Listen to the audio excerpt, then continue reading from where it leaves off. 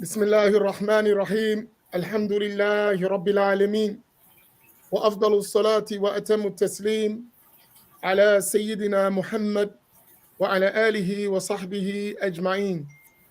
السلام عليكم ورحمة الله تعالى وبركاته. We welcome all of you to another session of the Black Imams Roundtable. Please, as we do every week, share this session. And inshallah, today we have a wonderful guest, a pioneer in the work of our community, our beloved brother, Dr. Ihsan Bagby. And he's going to have a discussion with us tonight about the importance of reclaiming our leadership role as African American Muslims, Black Muslims, and what that looks like. As he's been around for over 50 years, he's seen our journey in Islam and our work for that long time in the Black community and in the Muslim community at large. So we're going to have a beautiful discussion. Our two Imams, Imam Naim Abdullah and Imam Faheem Lee, will be joining us shortly. But we wanted to start a little early because the Imam, the doctor has to leave at the midpoint section of our discussion. He had a previous engagement. So we're going to get right to it. Also, before we get right to it, so I'm not negligent, where are we at? Hold on 1 second. Here we go. Let's not forget our responsibility and collective agreement, which is that all of us would donate a minimum, as we do every week, of $10 to this work of the Black Imams Roundtable and the efforts that we do in a dawah. So let's not wait to halfway point and bring the discussion up again. And here comes Imam of the Boom Bap. We're on live, Imam. Assalamualaikum. Walaikum assalam. MashaAllah. Assalamualaikum. How's everything? Good, Dr. Ihsan. How you feeling? Good to see you. Oh, you know him? Yeah. I'm not going to blame you for that, doctor. It's a light skin thing. You wouldn't understand. I got it. MashaAllah. So that doesn't need to be an introduction. That's good. Alhamdulillah. So we're going to jump into the discussion after the Imam opens up and give you his spiel, Imam Faheem. And then, inshallah, we'll go into the discussion with Dr. Bagby, inshallah. You charging me with the opening up, man? I did a little opening, but it's your turn now. Go ahead. Yeah, I'm a little late, but make sure you get that bread. So that's why I'm passing the mic to you. Okay. Assalamu alaikum wa rahmatullahi wa barakatuh. Bismillah wa salatu wa salam ala rasulihi wa ala alihi wa sahbihi ajma'in wa man tabi'ahum bi ihsani ila yawmiddin wa ba'd. We'd like to welcome you all to tonight's broadcast of the Black Imams Roundtable. And alhamdulillah, we have an esteemed guest here, Dr. Ihsan Bagby. You know who I am. You know what I do. You know what it's about. You know who the other cat is, Imam Amin Muhammad. And, you know the drill, too. You know, let's get that money popping, inshallah ta'ala. Suggested donation of $10 a person. And, you know, that's the interest fee because it's about to be a show tonight, you know. So, we can easily demand, a nice fee for what we do. And we only suggest that you continue to support us, inshallah ta'ala. So if you can, let's get it out the way. Knock out your $10 or, in preparation for the blessed month of Ramadan, give a donation on behalf of someone else, on behalf of 2 other people, on behalf of 5 other people. So, I mean, that's the kind of caliber of people we working with, that you can just give money, alhamdulillah, back in the day, you used to go to the clubs, used to show out, I got y'all, come on, I got it. It's the same concept. I got y'all for Allah subhanahu wa ta'ala, so I'm going to pay your cover fee. So let's, let's get that going and drop that bread, inshallah ta'ala. And yeah, forgive me, I was a little late today, but it's kind of, expected for us. That's why we black imams. MashaAllah. But welcome to everybody joining. Alhamdulillah. So I'm going to put my mic on mute, and we're going to turn it over to our beloved Sheikh, Dr. Ihsan Bagby, inshallah. So if you can, inshallah, Sayyidi, give us a little bit about yourself before we actually go into the topic, and take your time, whatever you think is important, please deliver it. Well, I'm an old man now. I don't know, for him, he's an old man too, maybe. I don't know. But not that old. I'm a child of the 60s, and I was a little too young for Malcolm, but I must say, his Ballad of the Bullets, one of his Ballad of the Bullets speech was in my church I grew up in, Corey Methodist Church there in Cleveland, Ohio. And one little story, I'm on a bus going past the church, and all these people are outside, and I said, "What's going on?" And somebody said, "Malcolm is talking." So anyway, that's as close as I got to Malcolm. But I'm a child of the 60s, and I grew up in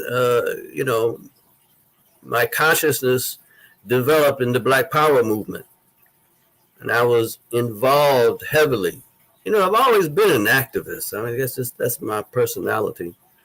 And I remember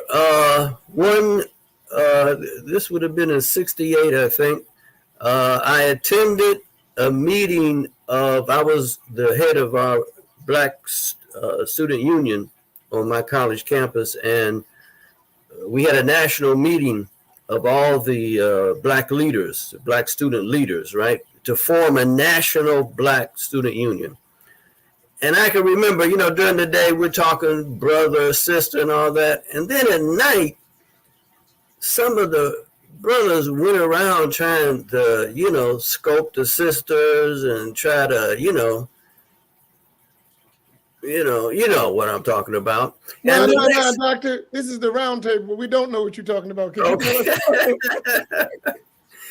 But anyway, the next morning they were talking about them like hoes and B words, and I said to myself, I mean, that was really one of the turning points in my life, because I said, whoa, wait a minute, how in the world are you going to have a movement and you disrespect so much sisters, and so it seemed like hypocrisy too. So that really set me off on the search for some kind of moral, spiritual base for a movement and for my own life, and I found Islam. I used to hang out with a jazz group, and I don't know if you know Imam Mutawaf there in Cleveland, my Imam, and anyway, he was the bass player. So I would hang out every now and then. They let me come on stage to play a triangle or, tambourine or something like that, but anyway, he did dawah on me. Oh man, all the time, So Imam Mutawaf was the one who brought you to Islam, like giving you the da'wah. Basically, yeah. Okay, so we know what that da'wah looked like. Yeah.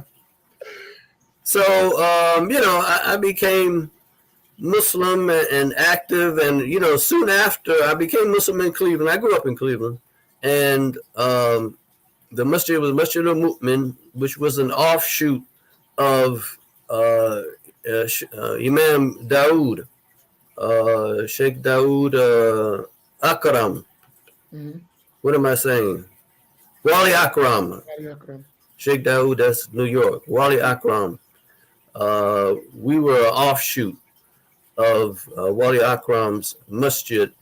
And we, soon after I joined, we joined the Dar es-Salaam movement. So I grew up in Islam in the Dar es-Salaam movement. And I've been active ever since.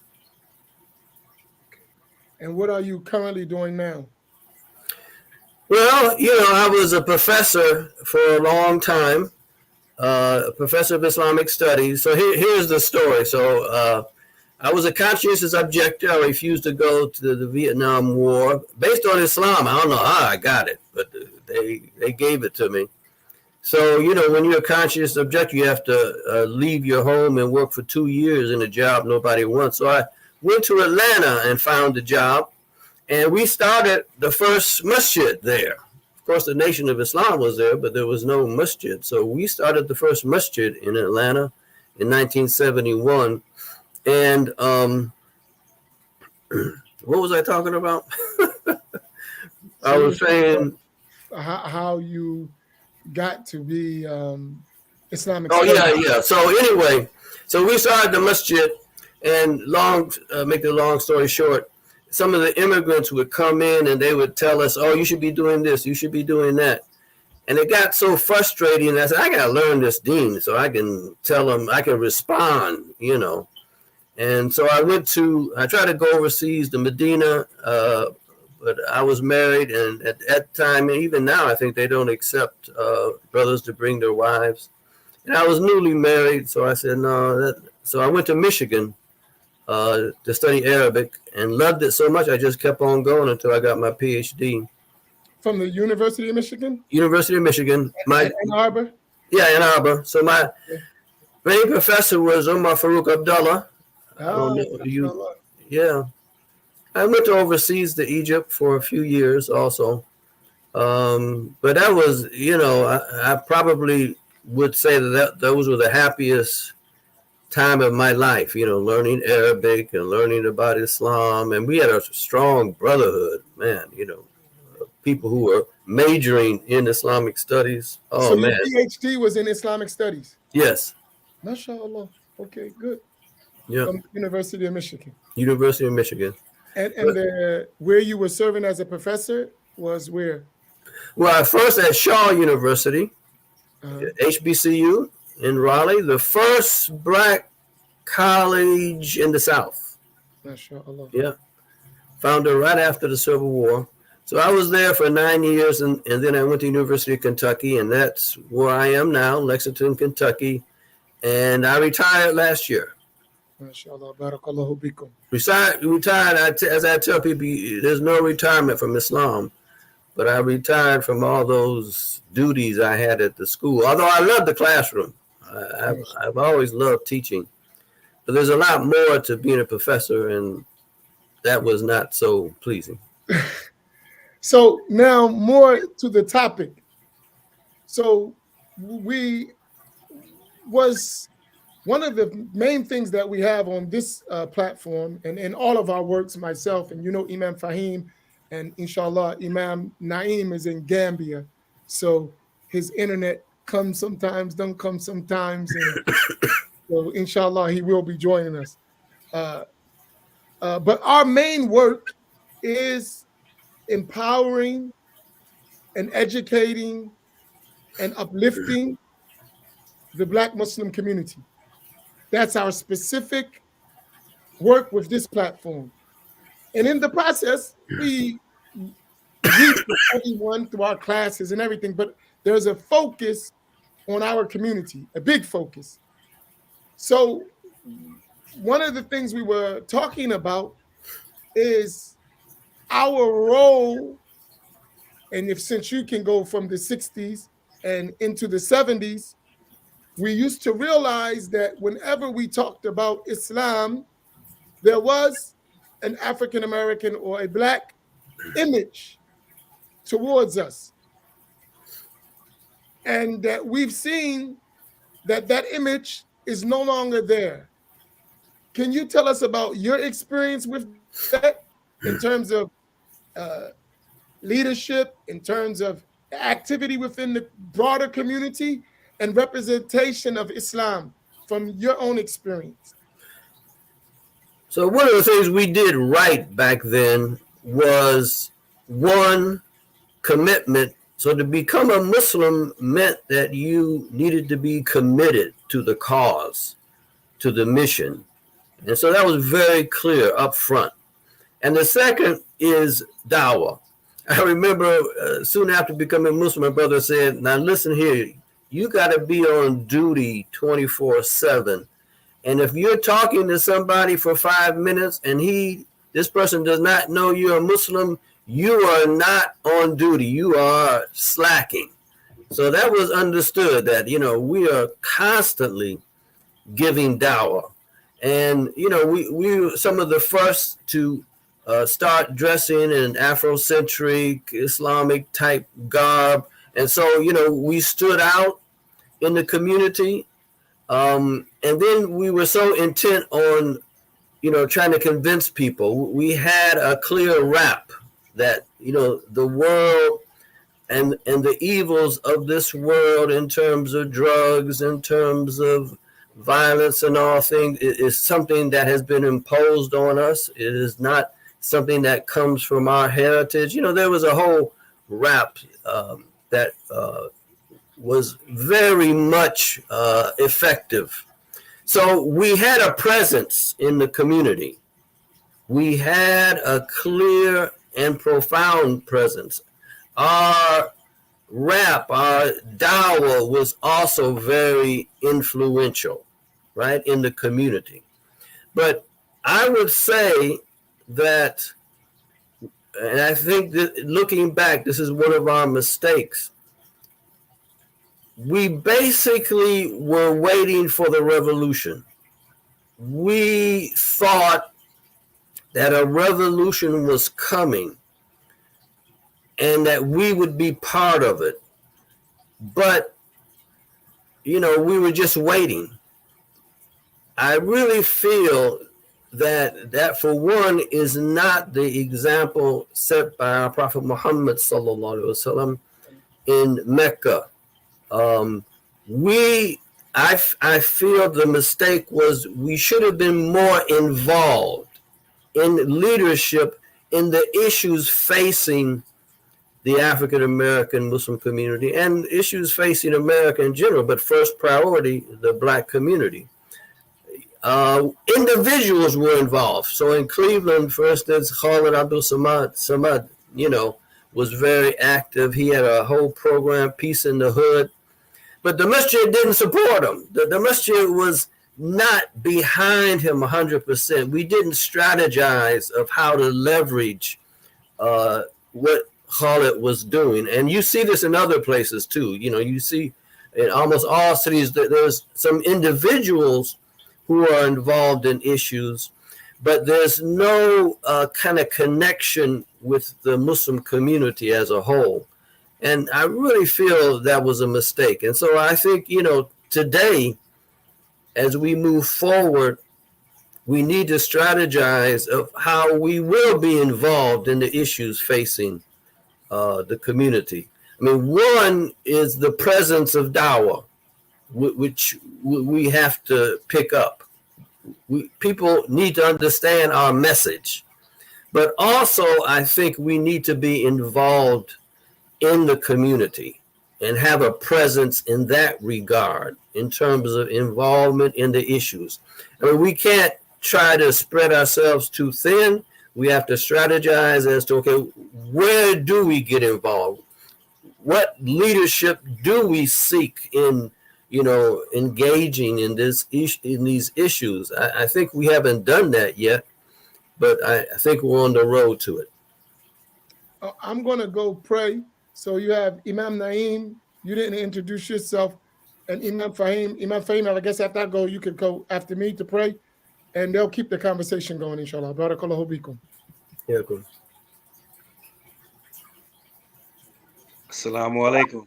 Wa alaikum assalam wa rahmatullahi wa barakatuh. Wa alaikum assalam wa rahmatullahi wa barakatuh. Imam Genius. Yeah, this is our resident genius, Dr. Bagby. It's Imam Naeem, alhamdulillah. Yeah, so Dr. Bagby, I remember a few years ago, we were at a seminar up in Connecticut. Yeah.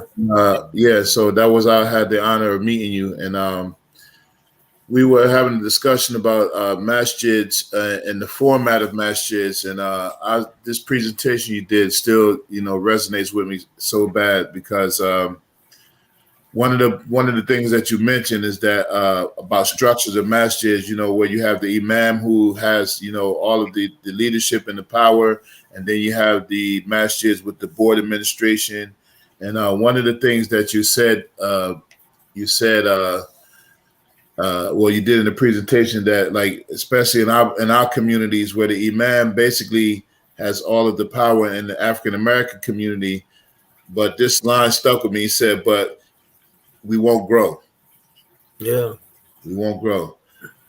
So, and then you mentioned about some of the other communities who are, run by board members, and then the imam, they usually get pretty good qualified imams who are capable of, leadership and teaching and instruction, but then the imam has no power, that he's, and I've seen a couple of cases recently where very qualified, not African-American imams, but just, imams who have the Islamic qualifications, who have the ability, but then, the board member finds some problem with what they say or some kind of political agenda, then they get rid of them, So one of the discussions I would like to have is that how do we as African-American imams, who once were the, as Imam Amin said, we were the face of Islamic leadership in this country. And now many of us, we're struggling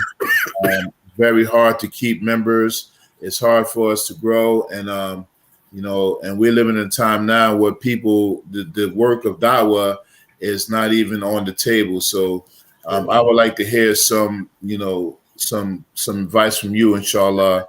Is it possible for us to turn it around? There's always chances, and hopefully we will learn from the past. One of the mistakes we made was this organizational structure where the imam was everything and made all the decisions. And the problem of why that does not necessarily lead to growth is that typically there's little chance for people to get involved, because everything is controlled. And typically there's a sense that you don't want to lose control by giving authority, by giving too much space to people. So, there's little opportunity for people to get involved.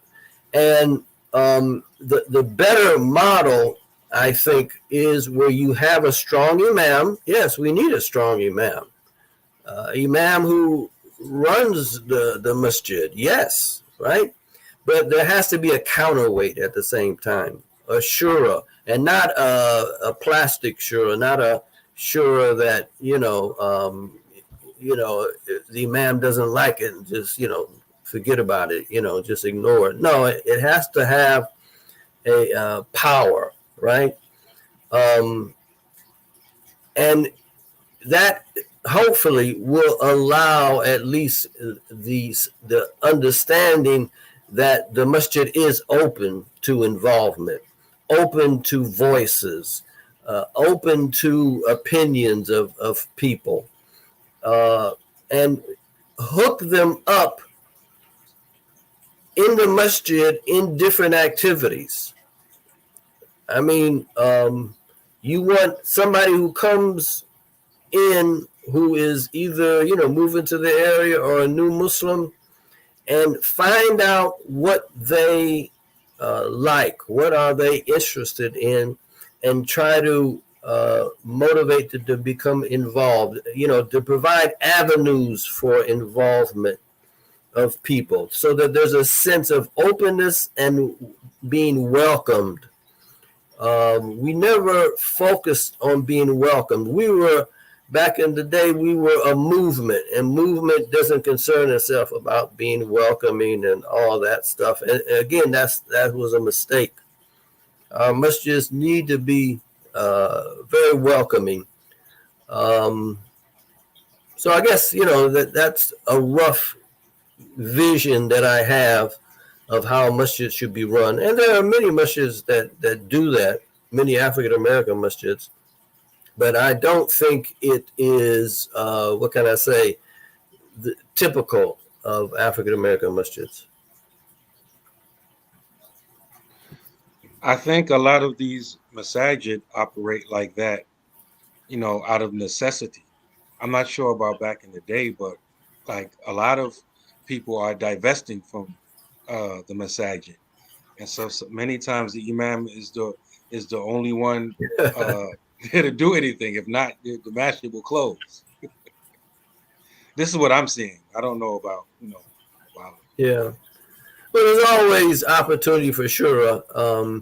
I know some masjids, Salatul Jumu'ah, they have maybe 15 people, but out of that 15, maybe 5 sit for who are ready to do some work. Well, that becomes your shura. And what are you going to do? What are the avenues that you can do? Even with 5 people, you can do something, right? You can be active and show that activity to others that come in, that we're vibrant, that we're on the move, even 5 people. You can convey that. But you're right. Often the imam is the only one who is really working.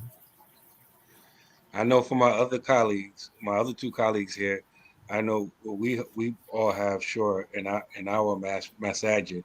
And I remember a couple of years ago, we were changing things in our masajid. And I remember talking to Imam Faheem, and we had both of our shura boards were comprised of mostly women. Remember that, Imam Faheem? Yeah, it's still the same today. Because a lot of times the sisters is the one who gets things done. A lot of times the brothers sit around and philosophize. And I brought that up because I remember sitting in a few of the meetings when Manna was forming, and that was a big discussion. Women on the shura. I remember you all presented papers on it. So we've crossed paths before, Imam Naim. Yes. Yeah, of course. Because not everybody knows that history about the debate about women on the Masjid Shura and Manna. Dr. Ihsan, I'm going to protect you. Imam Naim is playing possum. Yeah,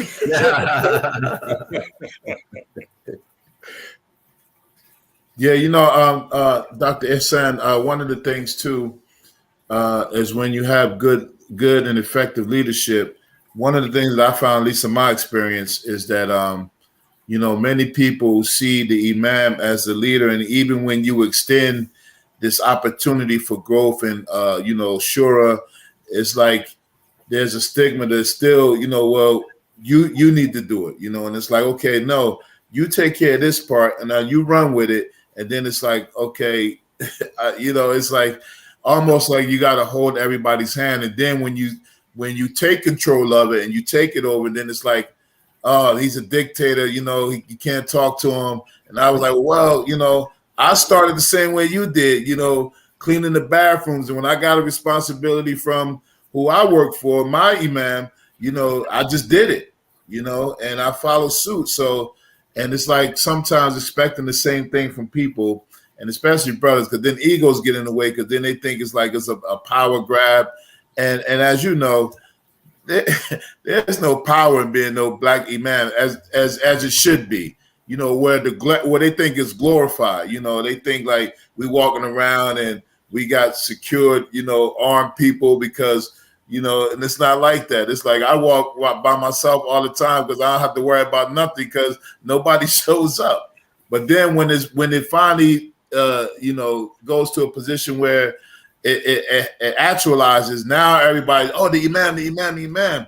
No, you had every opportunity to take care of this, and then it's like, and that's sometimes it become burdensome. And then getting older, physically, it's like, man, I can't keep operating like this, Yeah. Well, part of it has to be the message that people hear from the very beginning, from day one in becoming Muslim, and day one in coming to a masjid.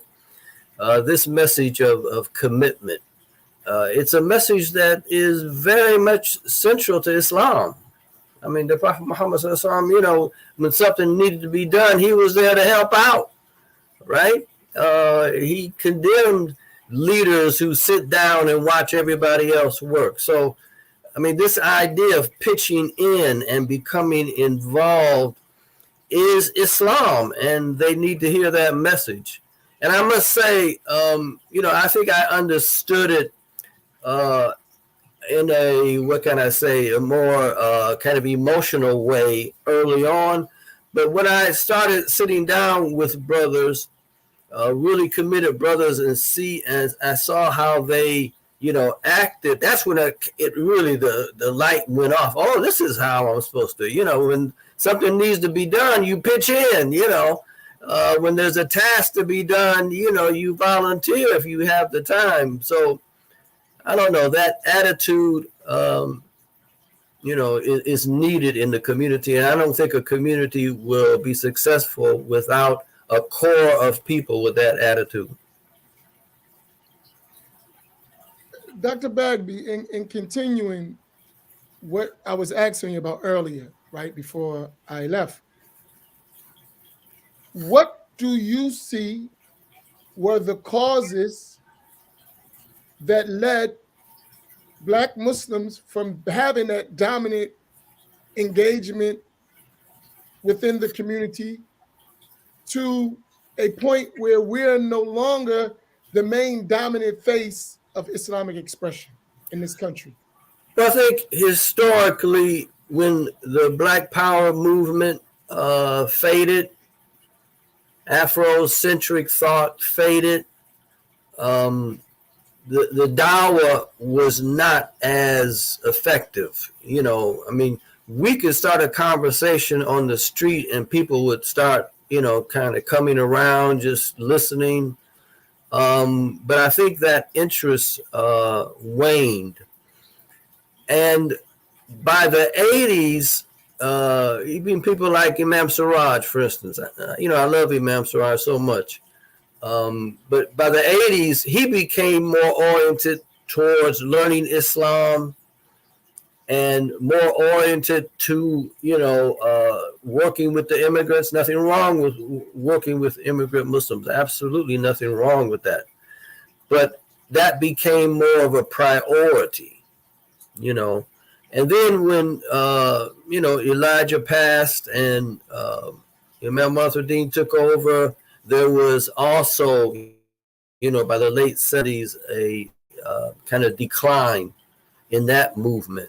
So by the 80s, you know, the Black Power movement was over, and that historic time, which was an opportunity for us, passed. So that's just, you know, you know, that's just history. But then we lost our way. Instead of continuing, you know, to me, what the word sabr means. In other words, okay, you know, the rap is no longer getting attention, you know, but you got to work, okay, what's the new rap? You know, I'm not going to stop, in other words. But, you know, we used to go out fishing. We took that word up. You know, I stayed in New York for a time. I remember, and in Cleveland, too, we did the same thing, standing out on the corner and passing out literature and talking to people, you know. We stopped all of that, you know, and we got to get back to it. We got to get back to being a presence in the community. We had a moment in history that I don't think we grasped, and we just hope for another moment in history. But, you know, we're not going to wait for that. We're going to work to create a new moment in history where people are really listening to us. Because there's so much wrong with America. I mean, my God, there's so much wrong within the Black community. I mean, there's so much that we can say. How to say it, how to deliver it. To me, that's what's, you know, needed by us. one of the things that we talk about all the time, and this goes into the way we learned Islam at one point, and then so you're saying like in the 60s and the 70s, even up to my time, the early 80s, predominantly the expression of Islam was more of a rebellion towards the system. No matter which aspect you came in, because, and this is where it gets a little controversial, because we're still moving forward, but in our moving forward, we're still developing. So some things we've developed past, and some things we're still stuck in, and eventually we're going to develop past them too, as time goes.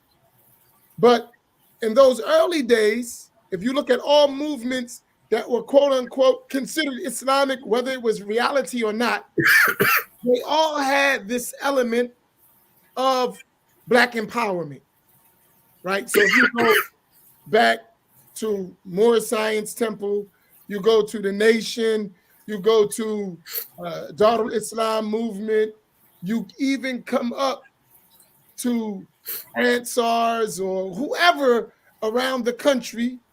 Someone asked me a question. Were you ever a part of the People's Party? Me? No. Okay, no. So even that, the Hanafi people all over in the country, someone asked me that, and I said, not that I know of, I didn't know, but since we were talking about it, I said, let me ask.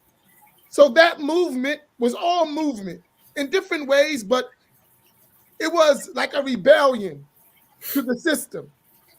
Then there's been this assimilation within our Islam, right? To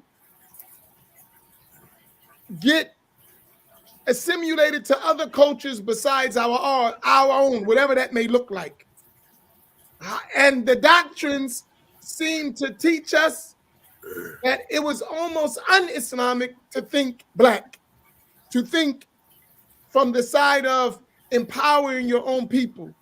Well, I don't know if we went that far. I would challenge to say we did without being specific, but go ahead.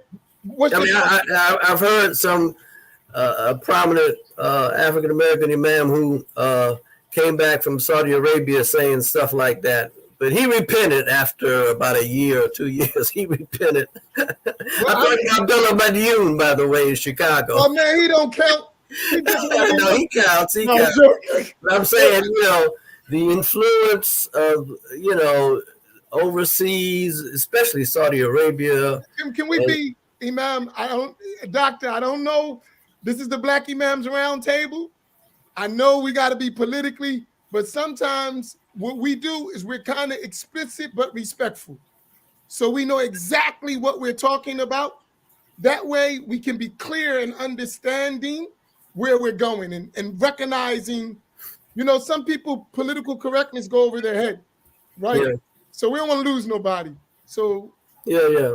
Oh, I love Imam Abdullah. I think he's doing great. Yeah, I'm not talking about him as an individual. I'm talking about the ideology because I know him very well. Oh, okay.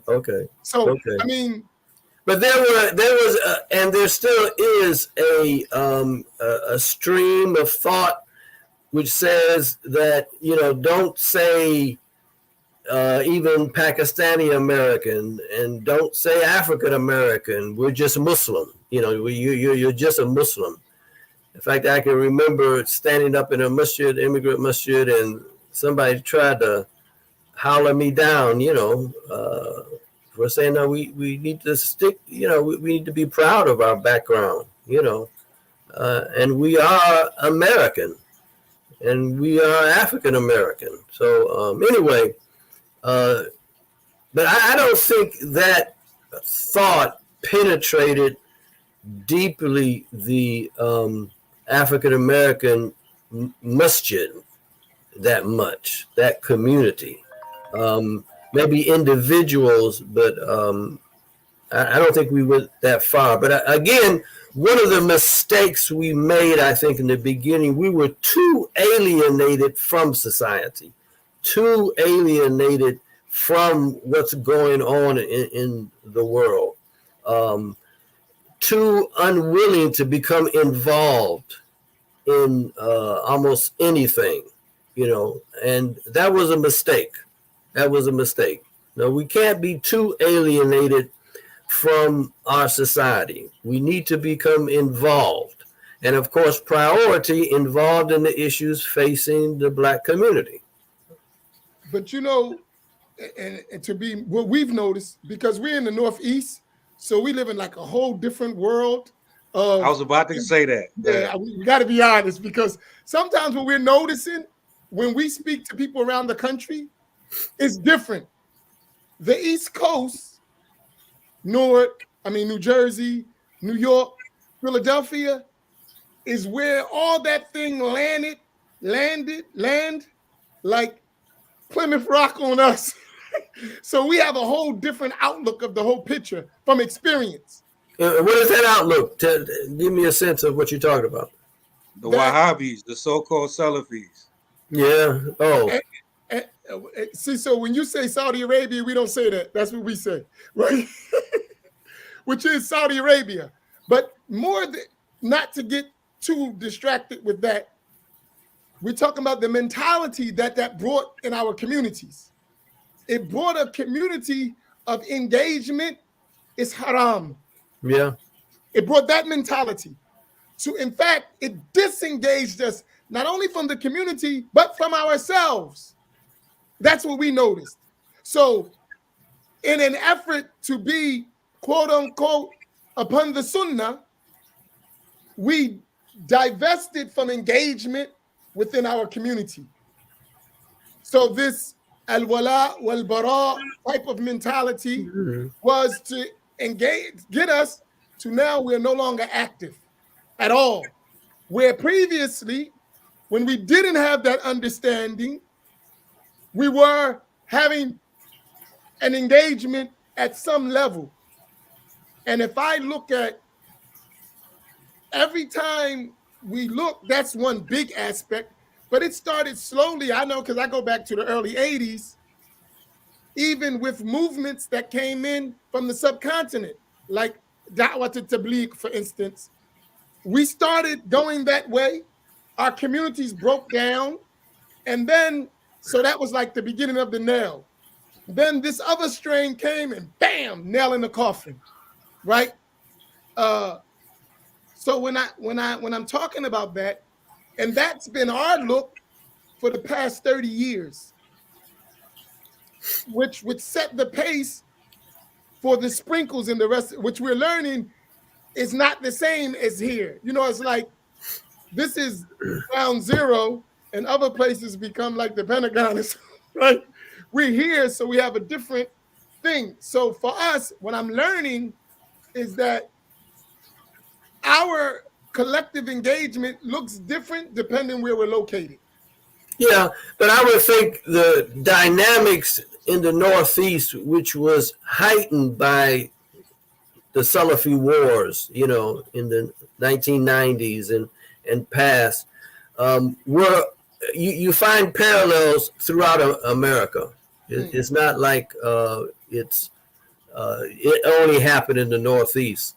But it happened more intensely in the Northeast. Right. And it was, a real battle in the Northeast, right? But in Cleveland, there were splits in community when the Salafi Dawah came on the scene, But also that alienation that I'm talking about, of course, heightened by Salafi thought, which gave an Islamic rationale of why you shouldn't be involved in anything. That alienation existed way back, right?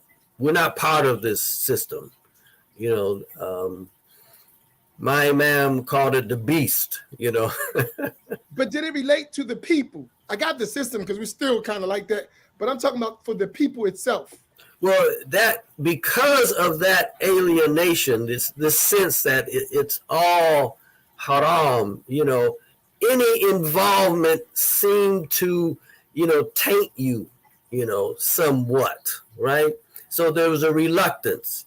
And also the reluctance was, I think, the sense that, it'll be just a Band-Aid. Now we need to scrap the whole shebang and, start all over again. Dar es Salaam, we want to establish, the house of Islam, the land of Islam. So, when your thinking is, a complete revolution, a complete change, involvement in issues that people face day to day doesn't seem as important. And to me, that's the mistake. No, we need to be involved in the issues that people face day to day.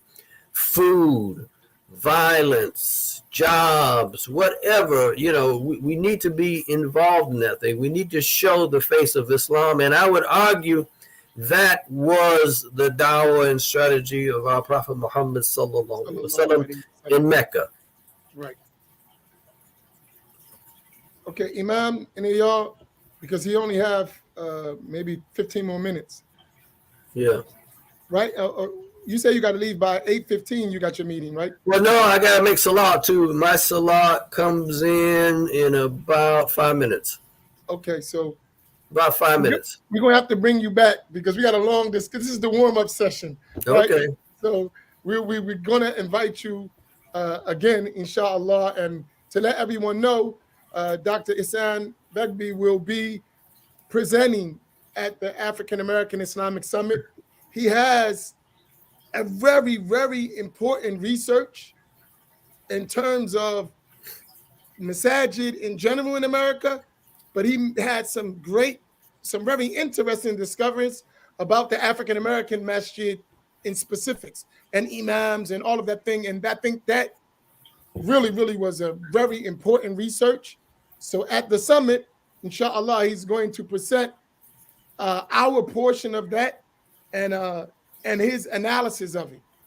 So it's very important.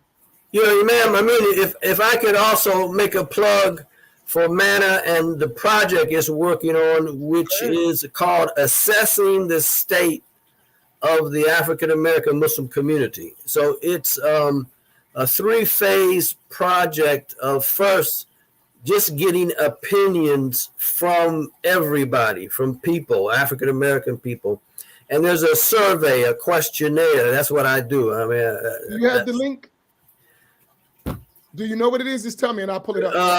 Everybody, you can go to the MANA website, which is www.manajustice, MANAJUSTICE.org.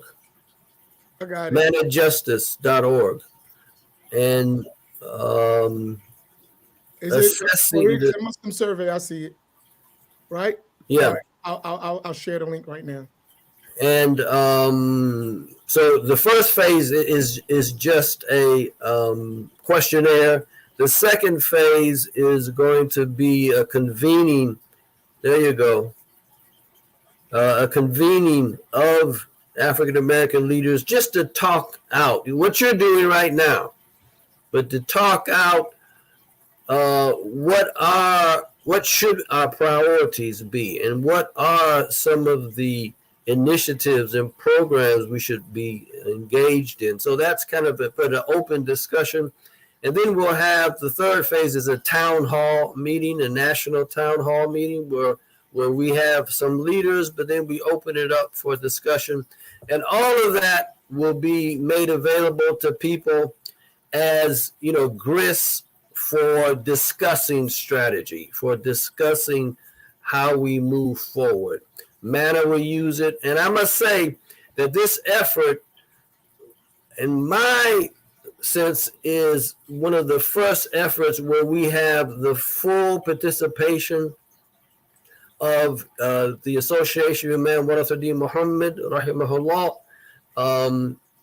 Sister Aisha Mustafa, the head of Muslim Journal, the Imam who is the convener of the Association of Imams under in the Association of Imam Warathuddin Muhammad, their own board, Al Ummah, Imam Jamil's used to be the organization that he started, and many other independents. So it's a wonderful kind of coalition, which I think speaks very well. One of my clear sense of optimism is that those things that divided us in the past are now kind of just evaporating, right?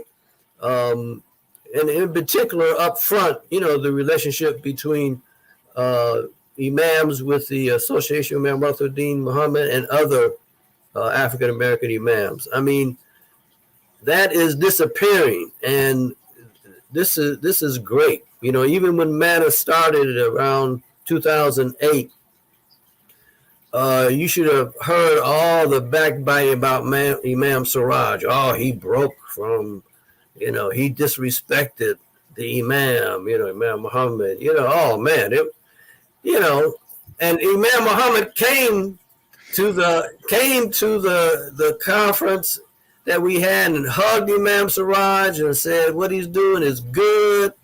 But a lot of people didn't hear it. So I'm just saying, even from 2008 until now, things have really improved a lot. And I think this project, assessing the state of the African American Muslim community, is kind of a sign of this, coming together of hearts. Because we got a hill to climb, and you've outlined it so well, Imam Amin, and we need everybody on board. And one of the things, Doctor, before you go, is I have this concept that we always talk about. Is all of us tying our ropes. Every one of us have a role, and we have to learn how to cooperate with each other, right? You can still remain independent, yet cooperative with others.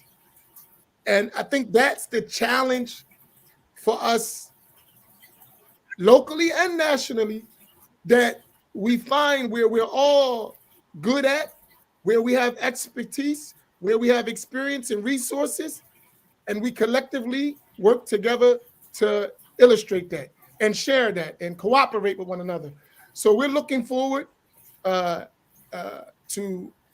having complete cooperation with yourself, with MANA, with everyone who's open to build our people, right, as a community and the Ummah as a whole.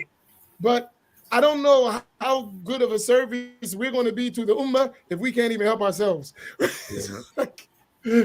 Right? And so we have to clean our own house before we go work on somebody else. That's right. That's right. And we have and I'm going to ask of you, among our elders, because we're the generation under you. We are your children, right? Except Imam Faheem right now. But one of the mistakes that we saw is no one listens to those who had experience before them. And that became a big problem, is, they don't know nothing, right? We can't have that spirit, right? And as well, while we extend our hands to you, make sure that you, in terms of as our elders, extend your hands to us and take experiences that we may have that y'all may not have. Yeah. Right?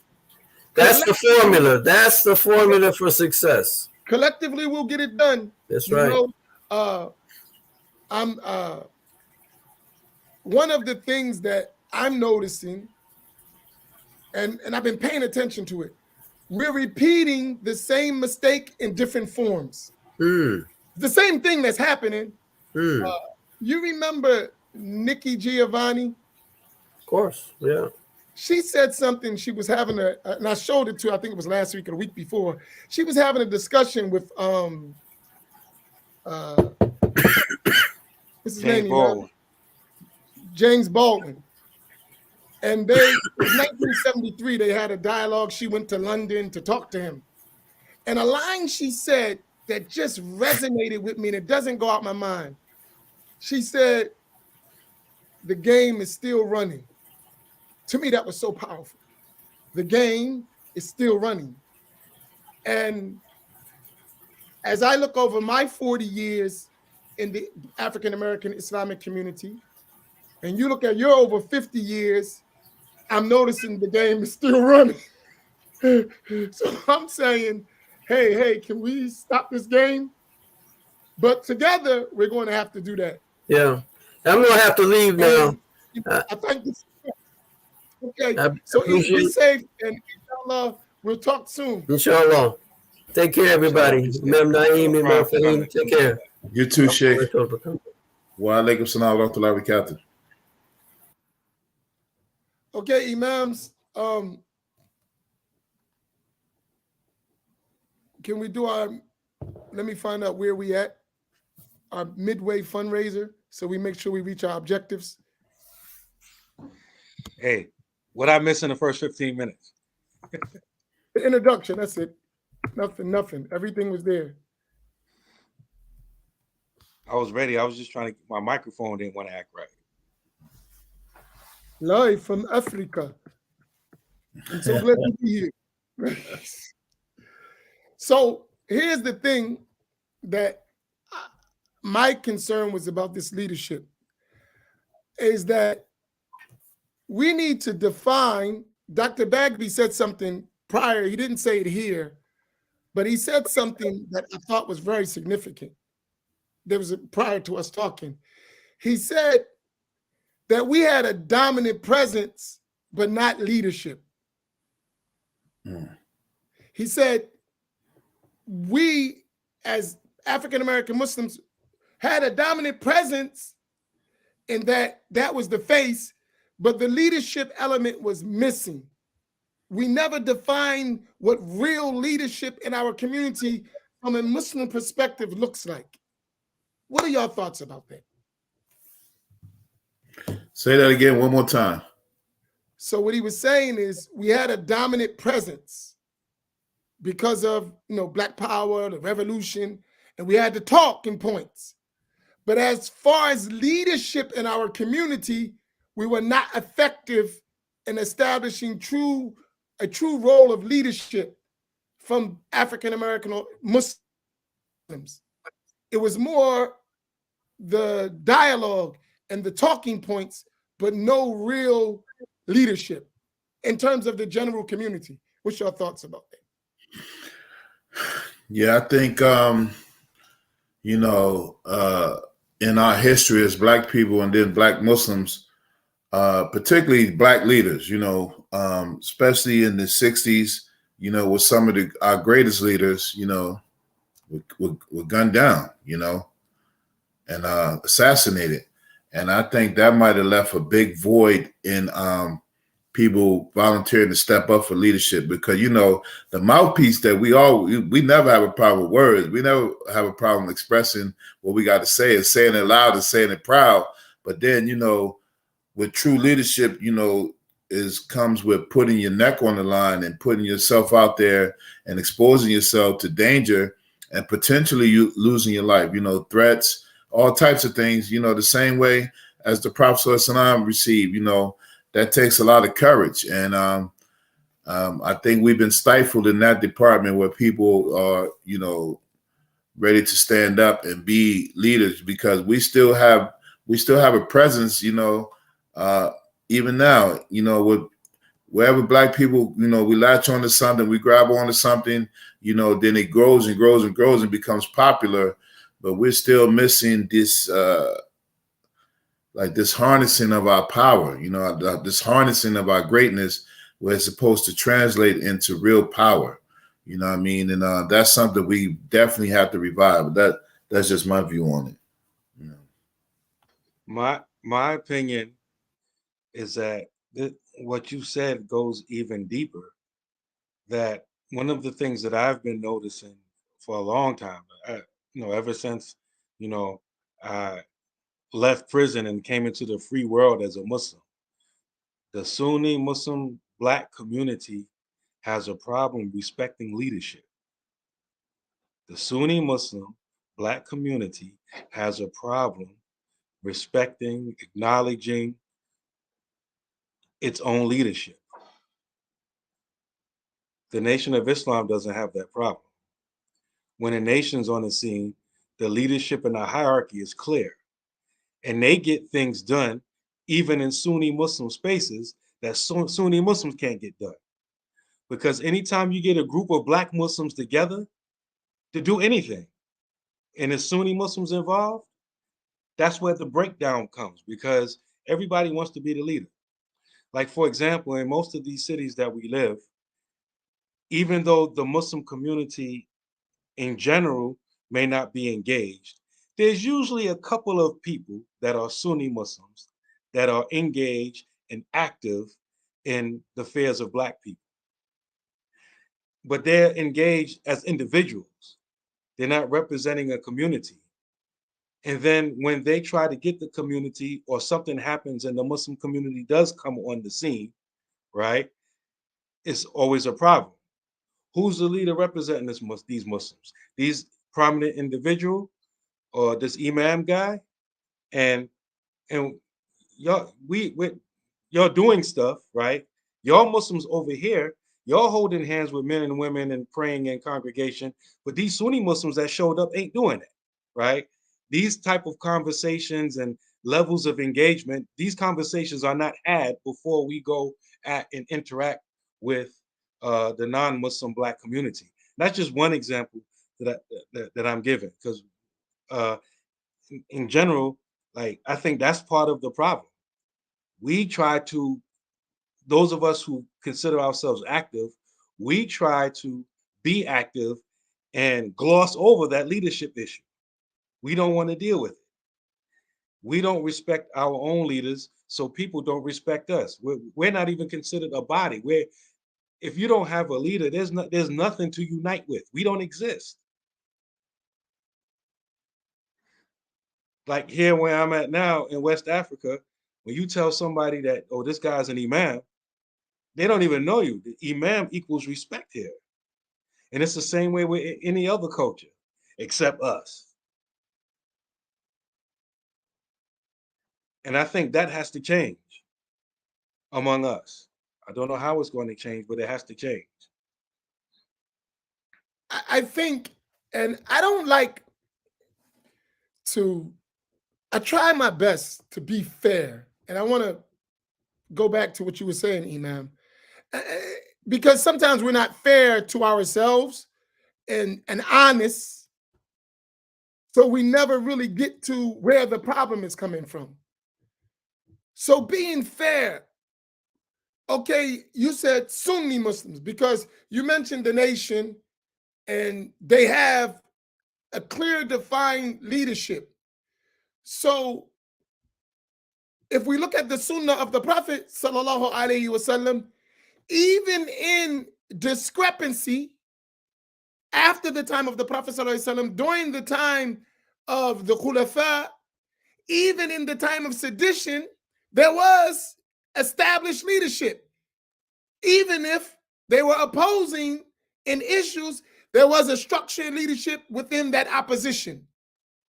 And they brought those leaders together, like Sayyidina Ali radiyallahu ta'ala anhu and Sayyidina Muawiyah radiyallahu ta'ala anhu, and they were leaders. And there was followers and supporters and people under them, right? So even in the midst of conflict, there was still order. How did we get today where Sunni, as you define, has none of that? What is the cause for that? In the Black community, especially, because that's what we're talking about.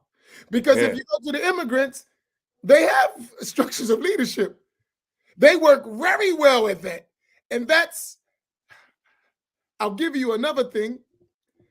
They do it, especially when they're trying to grab political positioning and power. Despite their disagreements on their personal level, when they go out front as an ordered, structured unity. Why is that problematic with Black Sunni Muslims? And that's my question to you. I think part of the problem is most of us don't see ourselves as Black, or we think it's haram to be Black. And if we don't have a problem with being Black, we have a problem with the label of being Black. In other words, we're going to have some problem some justification not to come together based upon our ethnicity, even though everybody else is doing it, even though the Quran and the Sunnah indicates that we must do it.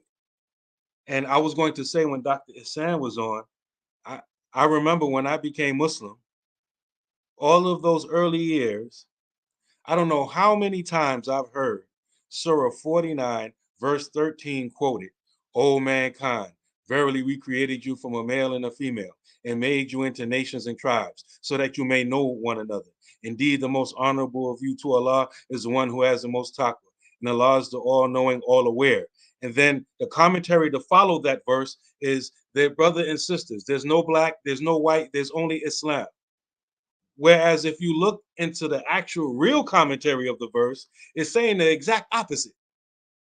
And so I think that from an intellectual perspective, we were fed this fake non-Islam, so-called Islam, that makes it blameworthy, un-Islamic to even be united, or much less to what you say, to recognize, much less organize around your ethnicity. That's like, it's haram, it's asabiya. They even changed the definition of asabiya. That became asabiya. Meanwhile, other non-black Sunni Muslims and others, they're doing it. But for us, haram. And I think that problem still exists with us today, because that's the thing that naturally holds people together. Y'all come from the same background. But us black folks, wait, nah, this is haram. Even at least once every Black Imams Roundtable, or at least every other Black Imams Roundtable, somebody's going to come in the comments and say, this is good, but I have a problem with this black thing. Why black? Right? And it's going to be coming from a black person, right? So it's still stuck in our mind that this thing is bad, man. And because of that, the thing that naturally unites people together has been taken away from us. So this is my opinion. Because as you said, intellectually, from the book and the Sunnah, from the Sirah, from the Tariq, from the history, we know that you have clearly defined leadership. We got all the terminologies for it. Imam, Khalifa, Sultan, Wali, Amir al-Mu'mineen. We have all of the terminologies for it. And we know all of these terminologies, but when it comes time to practice it in our context, all of a sudden we don't know how to do it, and we just try to avoid it. That's my opinion. Faheem, you want to jump in on that? But I have a line of questions in that. So now go ahead, man. The other thing, so what I've noticed from what you're saying, so then there is a need of re-education. Re-educating us Islamically. And in order to re-educate someone, they have to first realize that the education they receive is inadequate for that objective that they're trying to obtain.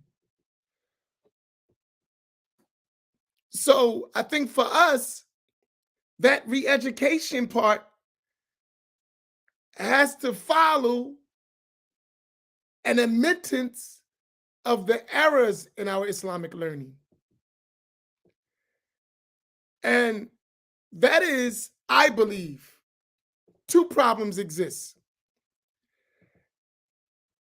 One problem is, which many people are putting, the Wahhabi/Salafi problem. But I think that problem only exists to a pre-existing condition that we received after all that Black Power movements, is an inferiority complex when it came to dealing with Muslims who are not African American. We used to say it in our day, we always think the white man's ice is colder. I think that we've turned that into, we always think the other's Islam is sweeter. And when I say their Islam, it means their interpretation. I'll give you something that happened to me today. Well, we've been going over it, and since I get a chance, I can't let this go. Because it's a chance, I'm getting a lot of. As we all know, someone labeled me a kafir, an immigrant, a foreigner. And I got so many calls about this issue. Strange enough, from everybody who knows me, who listens to me, who heard exactly what I said, because a foreigner said that's the case, despite they knowing that's not the case, they didn't say anything.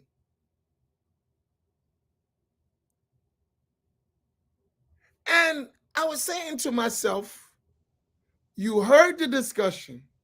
You know exactly what I said. You know exactly that's not true. Yet you heard it and you didn't say anything.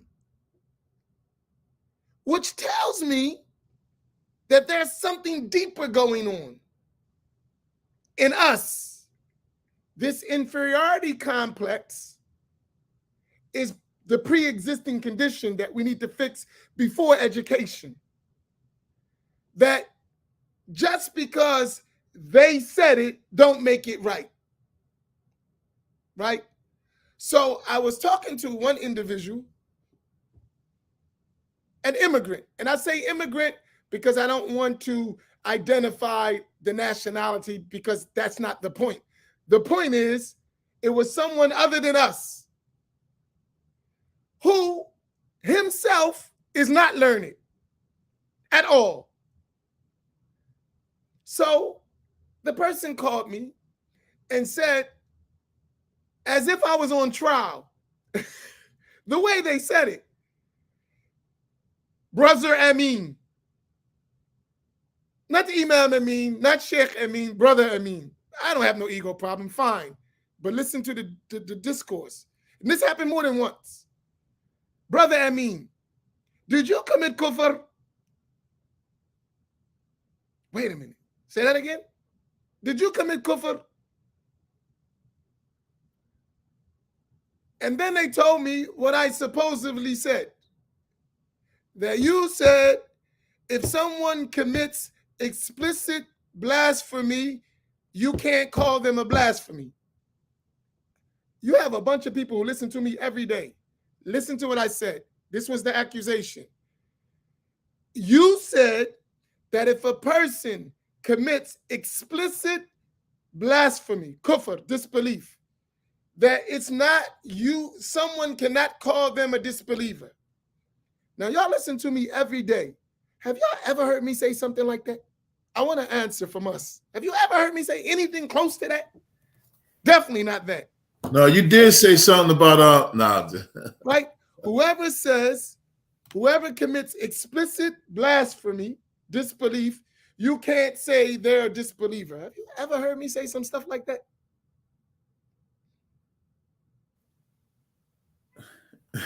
No, but Nail.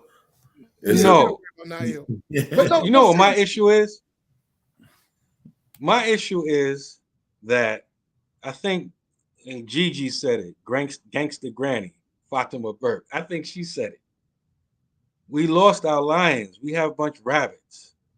And I'm saying that to say that there used to be a time where those people wouldn't dare talk slick about anybody from amongst us because of how we get down. But as we become Muslim, and now we just tolerate all types of nonsense that even in Jahiliyyah we wouldn't tolerate, right? But I'm sorry, Imam, go ahead.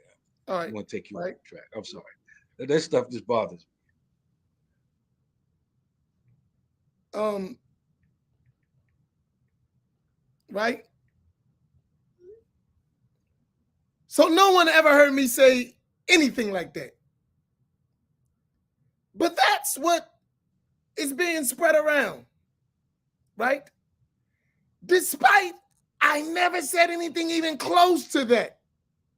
And everyone who hears that knows me very well and know I would never say some stuff like that, right? But because an immigrant said it, despite what you know, despite what I say regularly every day, you listened to that and believed it and didn't address it. Ain't that deep? So is that having, and this is not Wahhabis or Salafis, these are so-called Sunnis, Asharis, Shafi'is. Think about that. So is it really the Wahhabi Salafi problem, or is something else going on in us that's a precondition, an existing condition?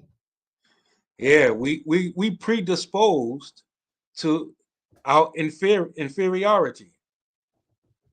Like I believe we afflicted with the exact opposite of al-asabiyah. Instead of us thinking that we're better than everyone else, we think everyone else is better than us. So when I said that, no, wrong, Nail, they are Sufi. The person who said it is Sufi too. that's not, so it ain't about all that. It's really something in us.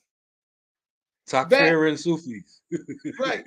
No, really, it is something that we need to fix, that automatically, because someone else makes a religious judgment, just because there's someone else, that cannot be our disposition.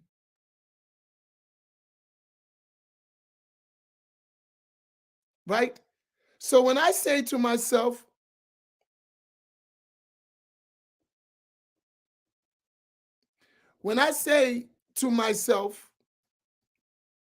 right,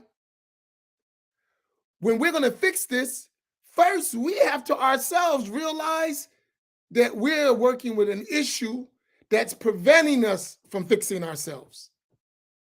Right? I think this is serious, because I don't blame someone. Islamically, we can blame you. It's wrong. It's haram. You shouldn't do it. But from a political and strategic standpoint, if you are willing to surrender yourself so that I can control your mind, well, why wouldn't someone do that who's trying to push their agenda, not yours? If you follow what I'm saying. And so I think that issue we have to tackle. I think a lot of these people who you describe, I don't know. I think they don't see themselves the way we see them. And I think sometimes whenever they slither back around us, we have to show them who they are. You know, why didn't you when Imam Amin was called the Kafir and you were there, what did you say? Well, why didn't you say anything? I think they need to be at least challenged. But I don't want to make it about me. I'm making a point that is a collective point for us, right? That we have to see ourselves as worthy of being respected, right? Because if you don't see yourself as having the value to be respected, you'll never be respected. No one's going to give you that. So that's a serious thought. This goes back to education. Right. Because we don't think we're anything, because we don't have historical knowledge of ourselves. You know, for us, most of our, even though we try to deny it, we'll make the slogan, our history didn't start on a plantation. But you ask us about any one of us about our history, we can't go no further than the plantation, right? Cotton fields, right? And so I think it goes back to a comprehensive education and all of the primary sciences like the proper creed, the practice of spirituality, but also on who we were collectively as people, what we come from. And the more we dig collectively, you'll be shocked. You'll be like, subhanallah, this is the people who was kidnapped and brought here. This is what they were. Like, how come I don't know that? Exactly. The fact that you don't know it is a miracle, which means it's an organized effort to make sure that you don't know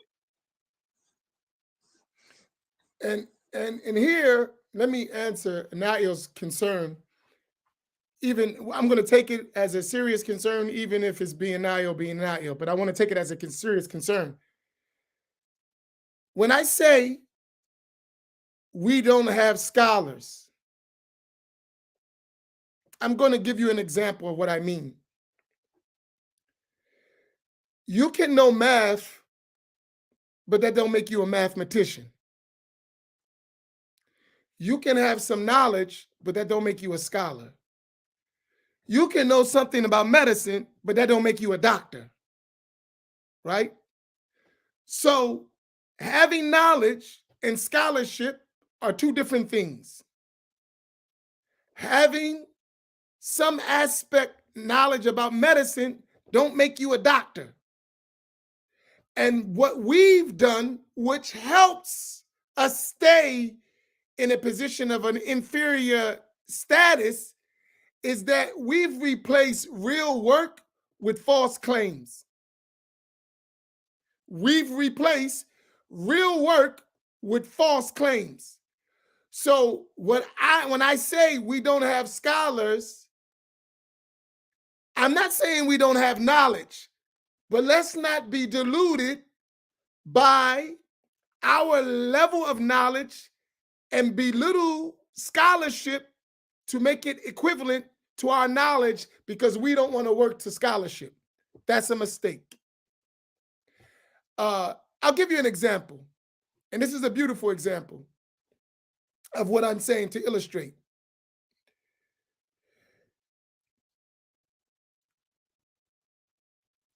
Say a person is good in math. He's good in math. He knows geometry, algebra, calculus, and of course, everything that comes before that, addition, subtractions, division. That's what he knows.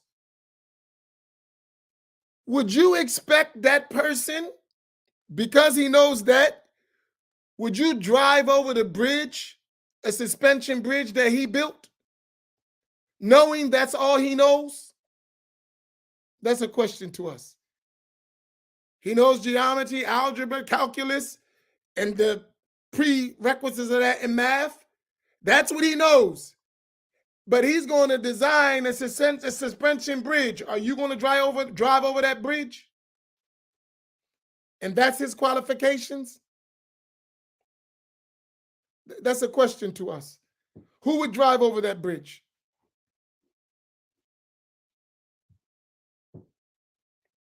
None of us, right? So do you understand what I mean? But he does know mathematics, and probably more mathematics than most of us. But he's not qualified to design a suspension bridge. He may know how to fix cars, but he's not an engineer, a mechanical engineer. He doesn't know the details of all of the car. He can fix brakes. So we're not going to drive a car that he designed and he only know how to fix brakes. Now you understand what I mean by scholar and just regular people who got knowledge? That's what I mean. It has nothing to do with putting us down. So let's take our knowledge to scholarship.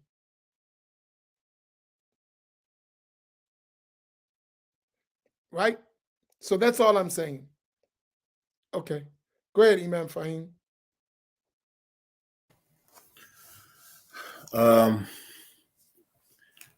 I know Dr. Bagby, mashallah, just going back to, I don't know if he's going to do this presentation at the summit or not, but he did. I know he was working on, and I meant to contact him, and it just so happened, mashallah, he had him as a guest, or we had him as a guest, that he was putting together a booklet of all of the masjids in America. Did you all have that discussion? Say what? He was putting together like a booklet, like a reference manual where you could find all of the masjids in America. And I think he's doing in some work similar to that too. Yeah. Okay. Yeah. So alhamdulillah. So that's gonna be really nice, so we can know who to network with.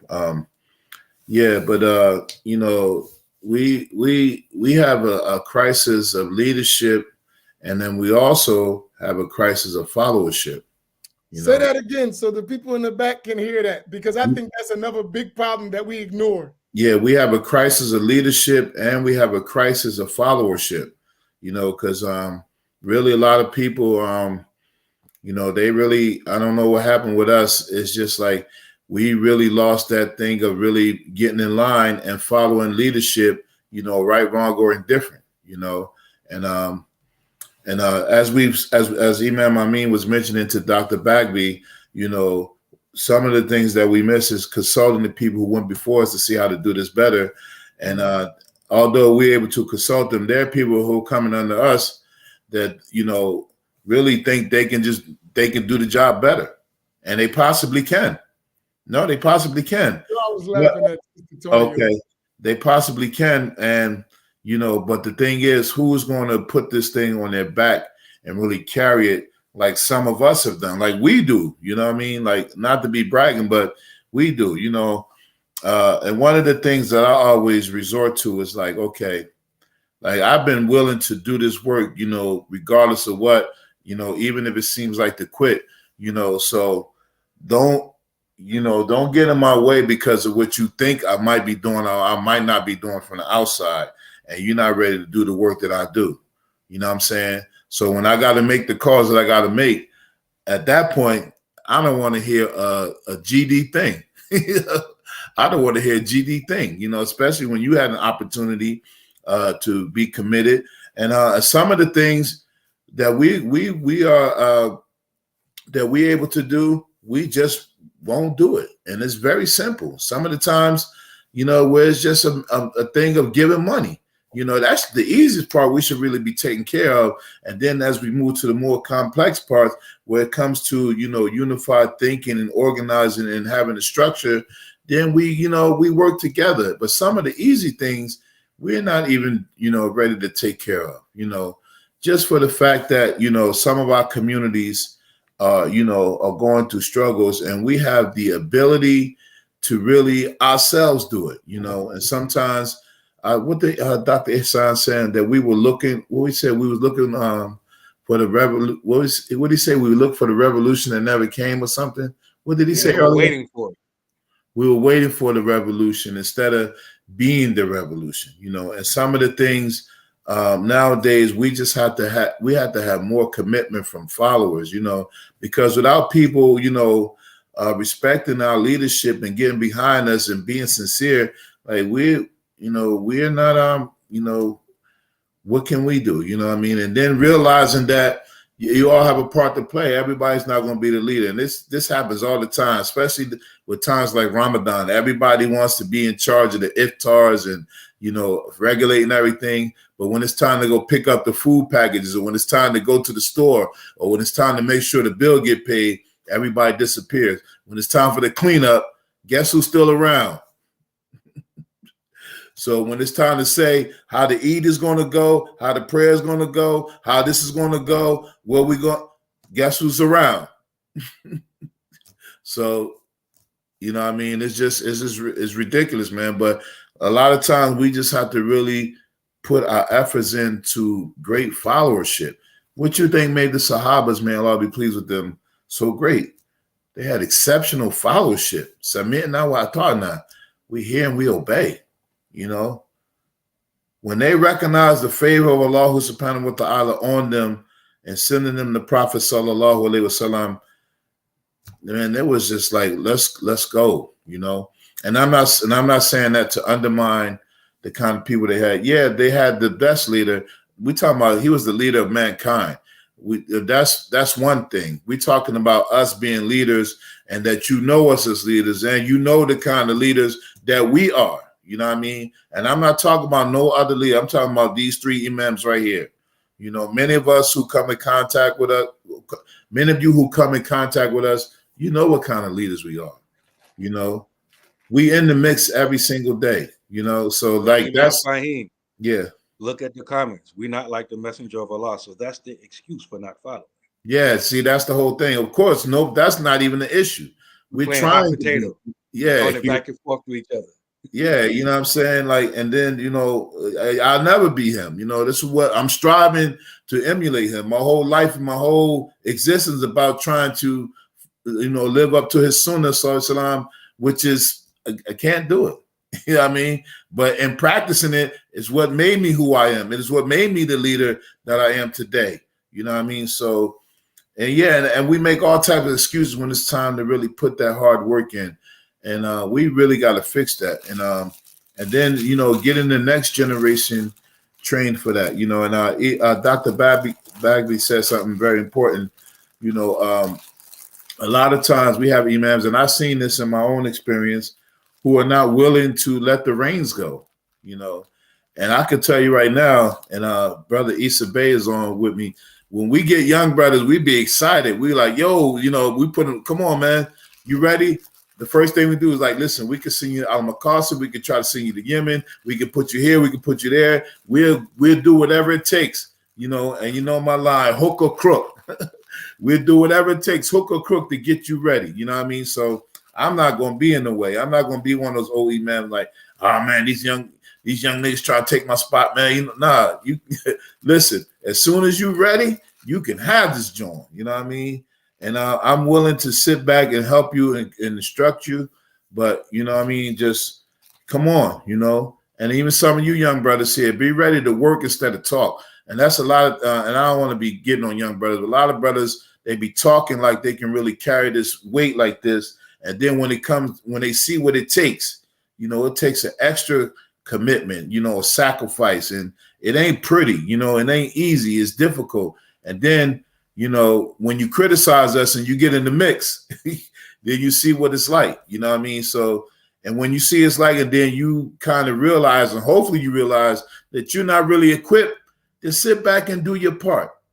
Sit back and do your part. You can't bang in the paint on the court. So stay on the perimeter. Be happy with being the sixth man. Being happy with coming off the bench. But when you come off the bench, execute. But right now, this is the starting three. Yeah, so.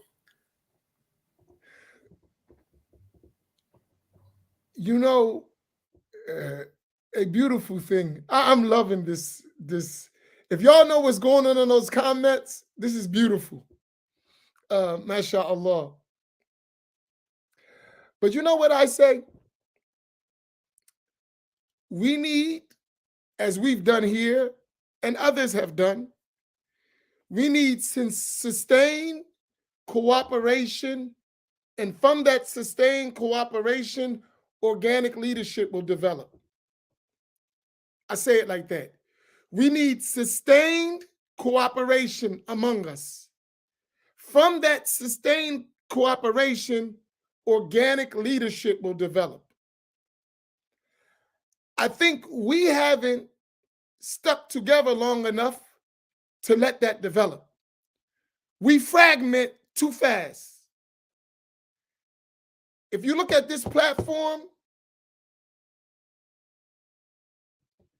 you would realize we've been doing this daily for 3 years straight.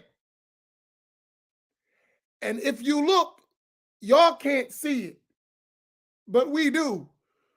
We're growing amazingly. It really shocks me that these numbers grow and grow and grow and grow, and they're consistent. We have a consistent growth over a 3-year period. And I think when you work in a cooperative manner consistently, trust is going to be developed. That's why people don't mind giving their $10 that we ain't finished yet, because what they see is consistency. We can say whatever we want, but they see consistent lessons. They see consistent gatherings, even if it's twice a year, 3 times a year. They see consistent concern on the ground. That consistency will eventually develop into trust, and that trust will produce leadership and followership.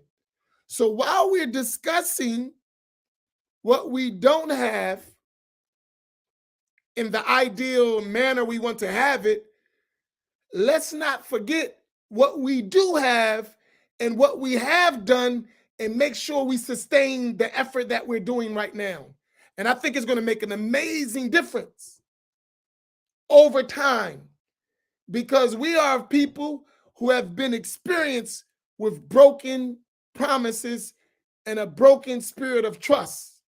So we should understand that we're going to need to regain that first. And also keep this in mind, there's always going to be jokers. And as Imam Naeem constantly reminds us from Imam Asim, rahimahullah, watch them jokers. We always are going to have people that's just in the crowd with their popcorn and ain't going to do nothing more. At best, they're going to wave their pom-poms. They're not taking one hit. That always exists. And likewise, there's always going to be in the crowd those who wish to undermine and derail the whole thing, the whole movement. Those two elements exist. So just as persistent as the element of just waving the pom-poms but doing nothing, the element of trying to sabotage from within, we have to have a sustained effort of actual workers. And if those few people can continue over a period of time, Allah subhanahu wa ta'ala is going to give us what we're looking for. We just have to have patience and steadfastness and diligent effort. That spirit of jahid to shahid, we can't let go. We have to keep in mind, this, I may not see the fruit myself, but I must sustain the work until the tree grows. If it grows during my time, praise be to Allah. If it doesn't, I did my work to pass the baton for those who may see the fruit of that tree. But I must consistently do my part. If we can maintain that mentality, we're going to see what we're looking for, inshallah ta'ala. Hey, that's going to be a modern day golden chain. The riwayah from Imam Naeem from Imam Asim. That's right. Watch them jokers.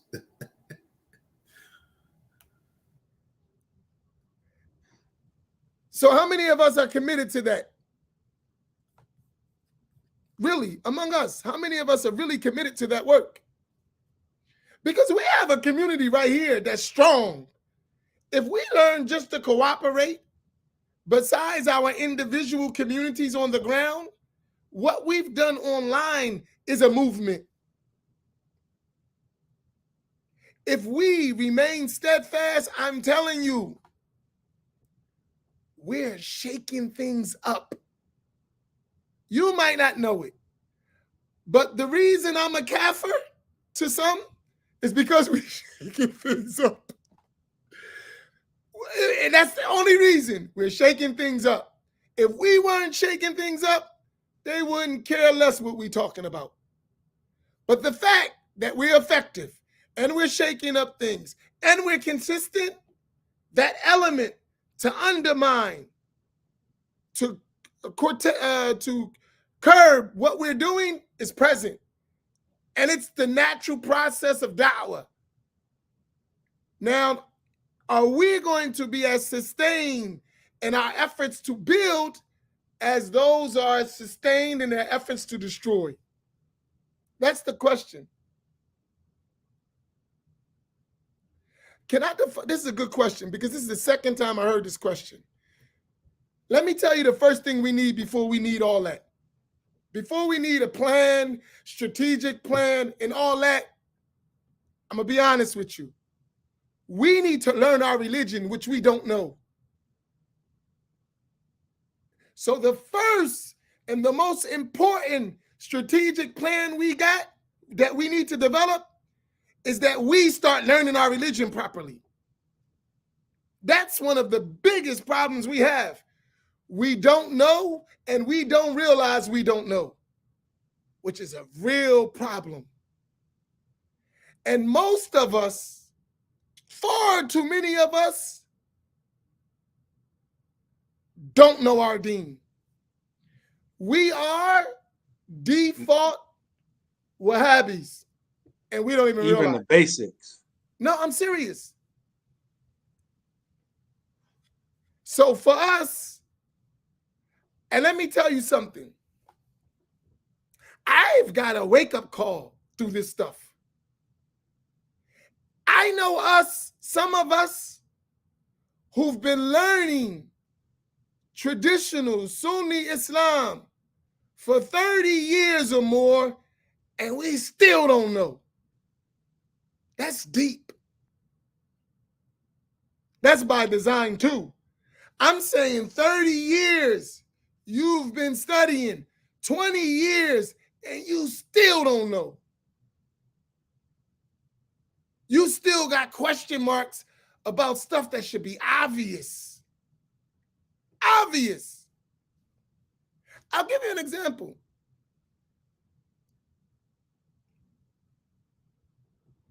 Everyone who listened to me in public get called a kafir and get evidence presented, know that evidence is false. And it's not the way to learn. They know it. They've learned it. They learned the cases. They learned the rules. They know that's wrong. And guess what? They were sitting there questioning themselves because someone said it, which means that you really didn't learn in the first place. Think about that. And there were some people that been learning for 20 years or more, and they couldn't they knew that that's dead wrong. From what they learned, they knew that's wrong. But in themselves, they were so unsure of what they know that they bought into something they know is wrong. They know themselves is wrong. Religiously, that's wrong. But guess what? We're not sure about our own knowledge. So we need to learn. And I say that as an example. It's an example. So what about the one who never had the opportunity to learn? That's the one who spent 20 years learning traditional Islam under the feet of teachers and so-called sheikhs and real sheikhs. And they still don't know the basics well to identify obvious fabrications. So what about the others who's got false information from the Wahhabiyya, from these avenues, from bookstores, no teachers, no nothing? Where that person at? That's reflective of our community. So the first agenda is a massive campaign to educate us properly, that we really understand our religion well, right? This is extremely important. So I think before we talk about as a priority, economics and all that other stuff, we do need to have that discussion. But the main priority, and it can never be sidetracked, is us learning our religion properly. And if we get that part, then a lot of these things will just naturally resolve themselves. That's my honest thought. What is your thoughts about that? I agree.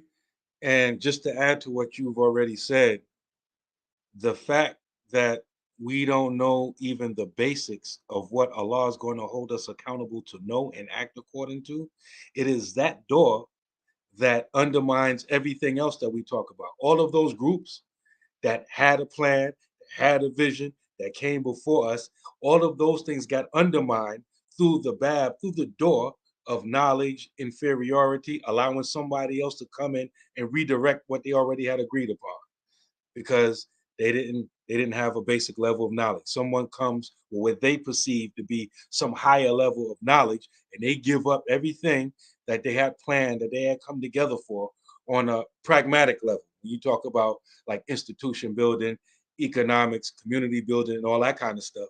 The way that people undermine that is through the knowledge of the deen and pretending to have some higher, deeper knowledge than that we don't have. And it's because a lot of us actually don't have it. We don't even have the basics. And a lot of times we don't even want to learn the basics. It's like, it's amazing. It's like a lot of us, we're like the person who has been diagnosed with something. We got the diagnosis. The doctor has given us the prescription. Well, a lot of us refuse to go to the pharmacy to fill a prescription. That's like us. We got the prescription in our hands. And all we have to do is go to the pharmacy to fill it. And a lot of us will not do it. We'll find a whole bunch of reasons not to do it. And this is the way a lot of us are when it comes to the Fardul Ain and the basic individual knowledge. And, you know, in my community, I always joke.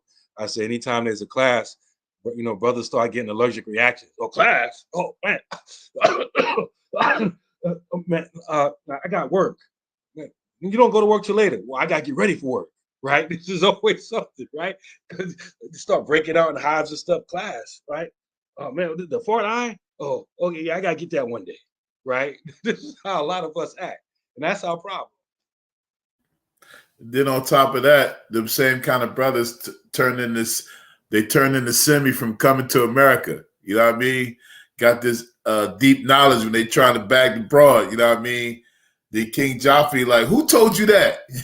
The same brother they want to come to class is teaching people about Islam. Where'd you learn that from? Oh, yeah, brother such and such. This ninja. You know what I mean? But when he was in front of you in the class, lie after me. I don't know. Allah knows best. Allah knows best, you knows best. But you knew best. You was trying to holler at that broad, man. Yeah, we just, man, yeah, Latif. Yeah, go ahead, man. I want to say this. So someone may, why you keep talking about that issue? Because I'm talking to the people who won't talk to me directly because they're afraid of going through what we've gone through. They know, but they won't directly talk to me. They're letting someone speak for us. But they're listening.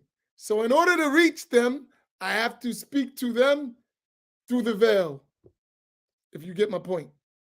They're listening, they hear, and I'm trying to encourage us to wake up, to be courageous, to stand for what is right, even if there's going to be a fallout sometimes from our status of comfort.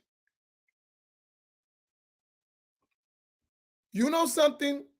If y'all remember historically, when they had the emancipation and they let the slaves free, they said, y'all free. A lot of the slaves didn't leave the plantation because they were so afraid of life outside the plantation. Some of them went out, and at the first sight of discomfort, they ran back to the plantation after they were free. After they were free, they went back and they stayed in servitude to the master. And even they know that master was not good to them, they didn't want to take the chance of freedom because of the responsibility and the challenges of freedom. That means you actually have to do something. Even though I know I may get whipped, even though I'm going to get inferior treatment, but I'm going to have something. And master has been good to me. So they didn't leave. Do y'all know that's a historical fact? That's a historical fact. Some of us are like that with others. It's the same mentality. I'm afraid to have my freedom. I'm afraid to have to think for myself. If I leave the plantation, I'm going to die. I'm going to become a disbeliever. Some of us are afraid to leave the plantation, and we know the conditions are deplorable, but we're afraid. Our job is to encourage you to rise up for your freedom. Don't be afraid. It is doable. You can be free. And you have a great future in your freedom. Imam, can I add to what you said? Yes. The same situation with Haiti. Haiti was the first country in the Western Hemisphere to have a successful slave revolt. They kicked out the French. And this is during Napoleon's time. You know, Napoleon was running over everything. They whooped the French. They killed the slave master. They won. It was over. But then after the victory, the victors, the former slaves and freedmen, black people came together, they start beefing. We don't feel like rebuilding all this stuff, right? We don't know how to do this stuff. Man, let's call them white folks back, have them organize this stuff, man. The French said, okay, yeah, we'll come back, but y'all gonna have to pay us reparations for killing the slave owners and messing up all these plantations. And that's why Haiti's in the situation that it is right now. So I'm mentioning that situation to show that in the same way a lot of us don't want to leave the slave plantation, we go back to the same plantation, a lot of us don't want to build. Some of us will fight the master, but like to actually build the institution, to be there for the long haul and not just when it's smoke and it's fire, a lot of us don't want to do that. And so because I'm sure we can even think of names of people, individuals who's like that. Yeah, I ain't with them no more, right? You know, but they ain't gonna stay around to build. They're not going to stay around to build. And this is why it's important what we're doing collectively, as well as in each and individually in our communities. Because we have to show people that, listen, we can build. We don't need the French to come back over here and build us and us paying reparations for freeing ourselves from his servitude. That don't even make sense, right? And so, and quietness is kept. The same thing has been done on the African continent with all of these free African countries. A lot of them are paying reparations after colonialism, but they do it in a sneaky way, right? And the common people don't recognize what's going on. But it's the same thing. A lot of us, we'll leave the plantation, we'll fight master, but we don't want to stay around to build anything. That takes too much patience. That takes too much organizing. I gotta recognize leadership. I gotta be a follower. I gotta stay in my lane. I gotta work in cooperation with others. I don't want to do all that. I just want to fight and cause havoc. That's what a lot of us are. So.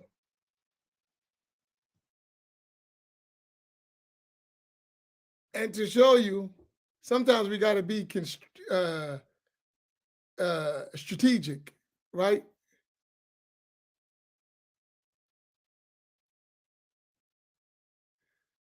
I watched the numbers. And by my discussion, I saw those who are on the plantation spying for master. It was eating the lives, so the numbers dropped. Soon as I stopped talking, it's psychology in a way, right? Because, they say, I just don't like when you talk about master like that. Come on, man. Come on, man, my hair. I watch the numbers fluctuate, right? But what I'm saying is it's a must. We all talk about Malcolm X. It kills me. We all say Al-Hajj Malik Shabazz, but none of us are dedicated like we should be to his work and his mannerisms. He was a person that just called a spade a spade. And he paid the ultimate price for that. Some of us are going to pay the ultimate price, and we can't be afraid of that. we do need our freedom, both as Muslims who are Americans of African descent, and definitely as African Americans in this society. We're still not free.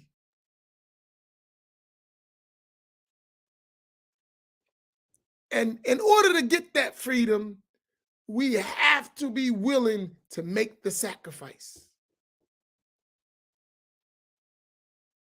It's a serious thing. And what we have to collectively do is, when we see those among us who are courageous enough, who are intelligent enough, who are resourceful enough to do that work, at minimum, we got to stand behind them or beside them, and sometimes in front of them, to make sure we collectively are able to plug into that battery and be charged. And for us, that's what we're supplying.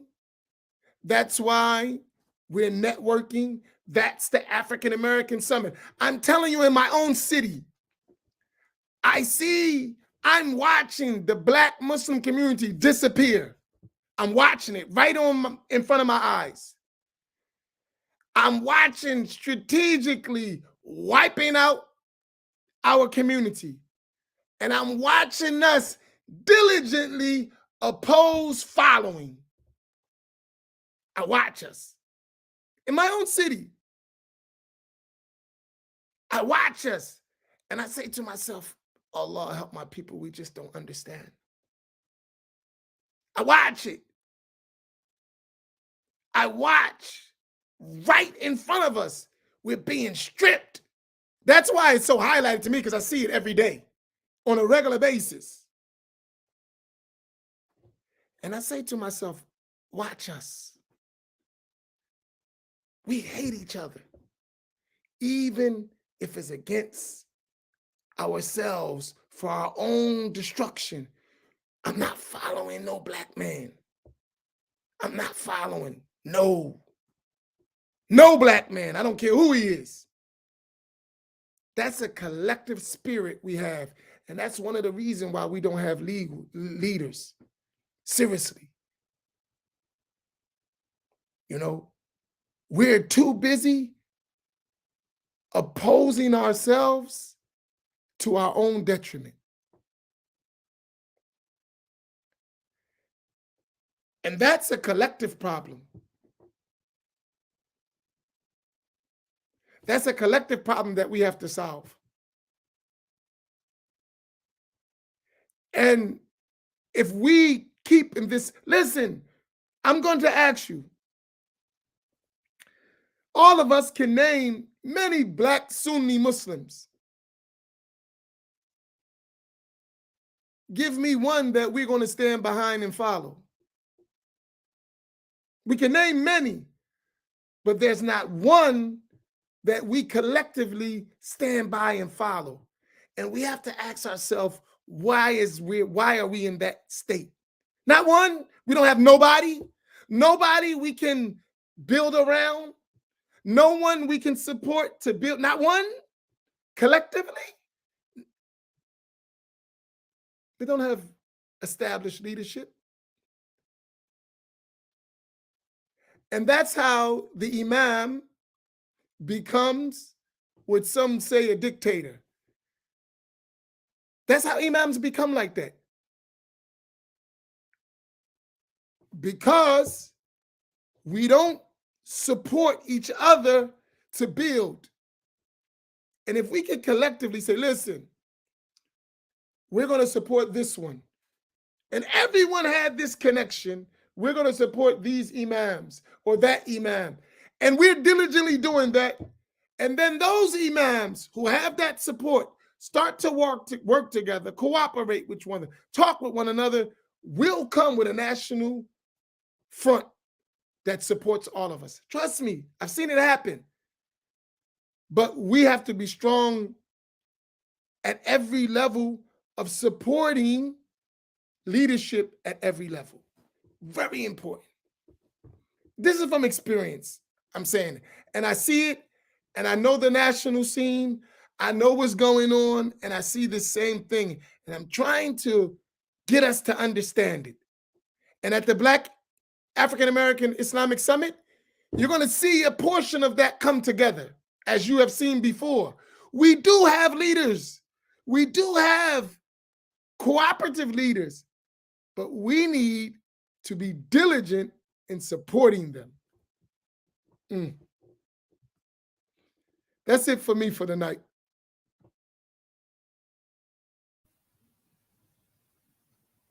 I had something else, but it's too late. Go ahead, give it. We got a couple minutes. Nah, it's going to take more than a couple minutes. We got more than a couple minutes. More than a couple minutes. That's how anxious we are to hear your thoughts, man.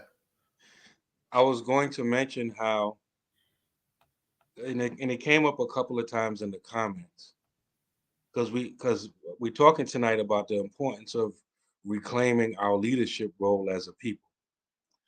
And a lot of times we don't know what leadership looks like, but Islam tells us what leadership looks like. It gives us a blueprint of it on when you talk about the characteristics required for an example, a Khalifa. When you look in our books of Islamic governance, like Ahkam al-Sultaniyya and all those similar books, right? They tell you, for example, obviously the leader has to be a Muslim. They say things, he has to be a male. He has to have a certain level of knowledge. And they add a caveat to that. If he is not of that level, then he should have advisors who are of that caliber of knowledge. They mention things like he has to have the ability to carry out his authority. He has to have courage. And there's a list. And depending on what scholar's book you read, it's about 10 or 12 of them, right? And so we know the characteristics that a leader should have. And so I mentioned that to get to the next point, that a lot of times we think the leader has to be the most knowledgeable. And a lot of times the most knowledgeable is not always a leader. Like the person could have a lot of knowledge, but the person could have zero courage or bravery or shuja'a, as it is in Arabic.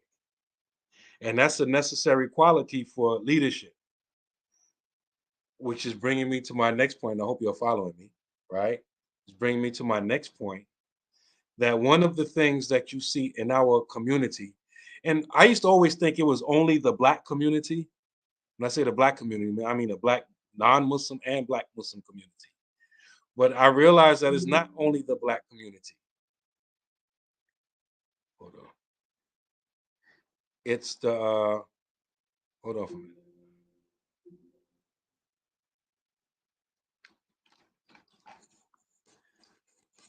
I got a battery issue. Hold on.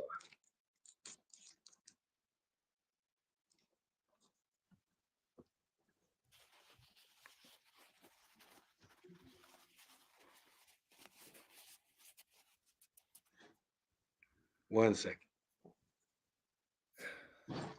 This stuff is crazy. What's that, Imam? The effort. Yeah.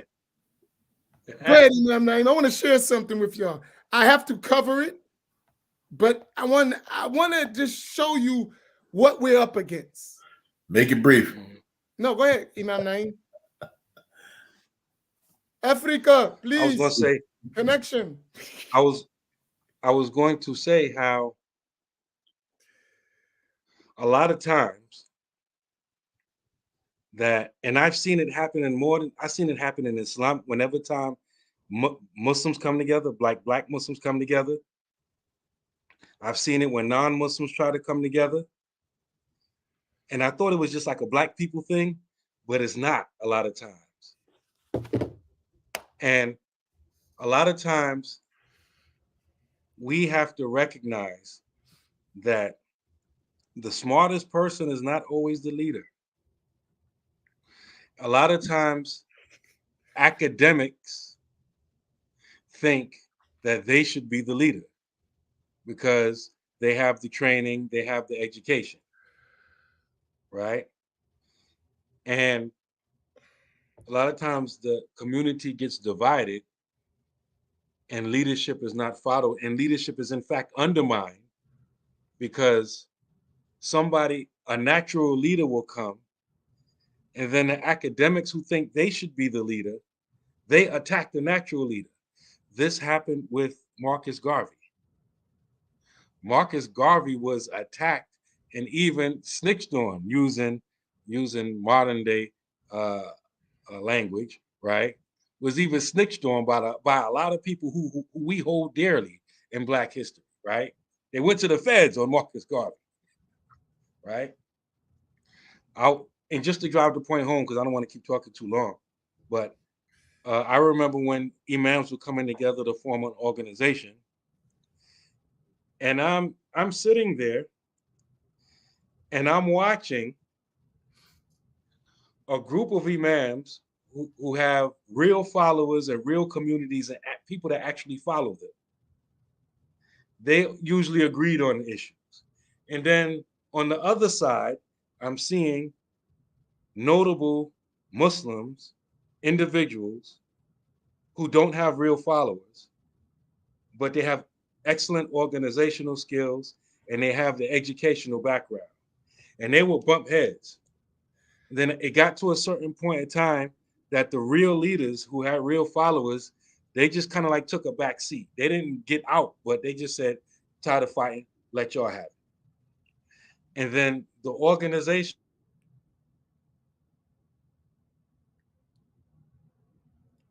Africa, please. Bring some watches back, Imam. Good quality watches. Imam is frozen. He got to come back. Mashallah. I need y'all to pay attention. Do I have everyone's attention? I just got a message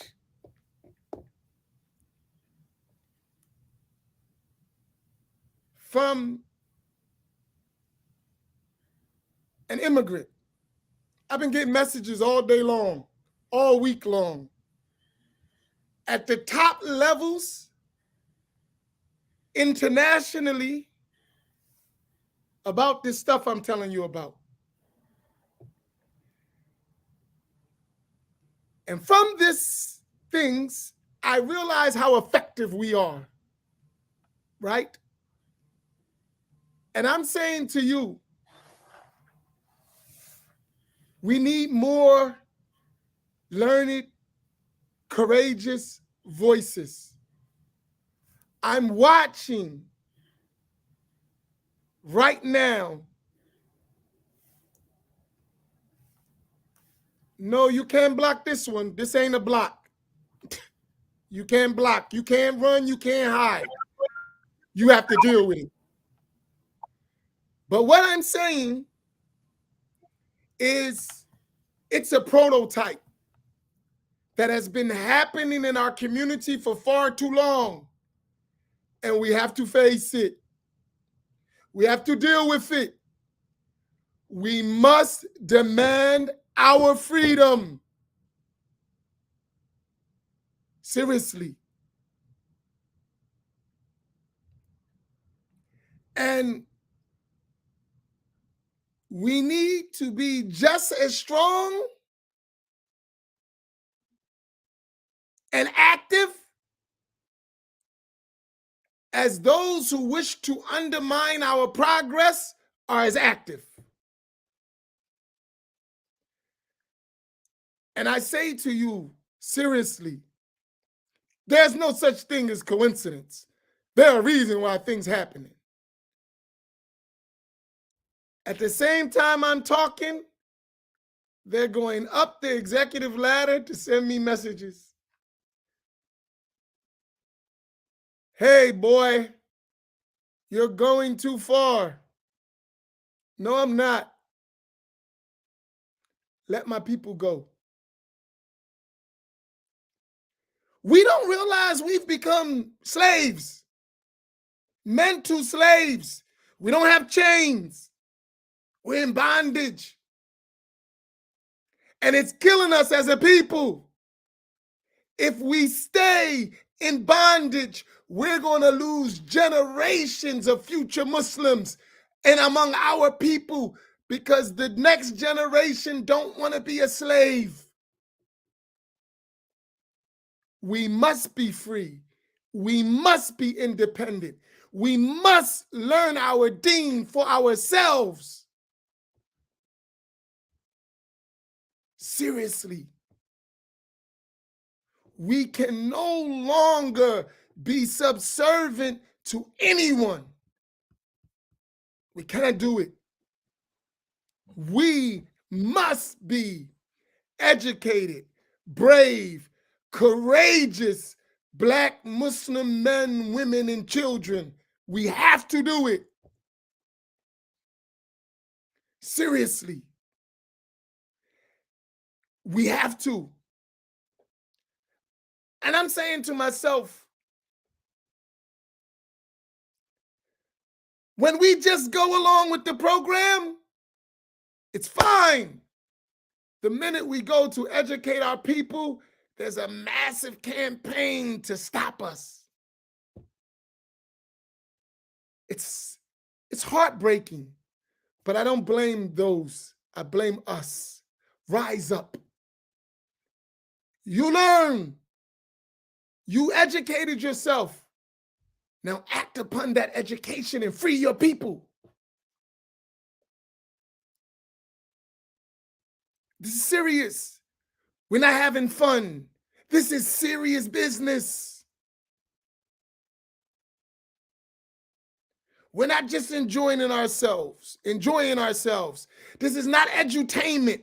We're dead serious about building and educating. We don't want a bunch of parrots. We want some people who actually know what they're doing. We don't want people who just can repeat but don't understand. No, we have to learn our deen. We cannot just be told. We have to learn.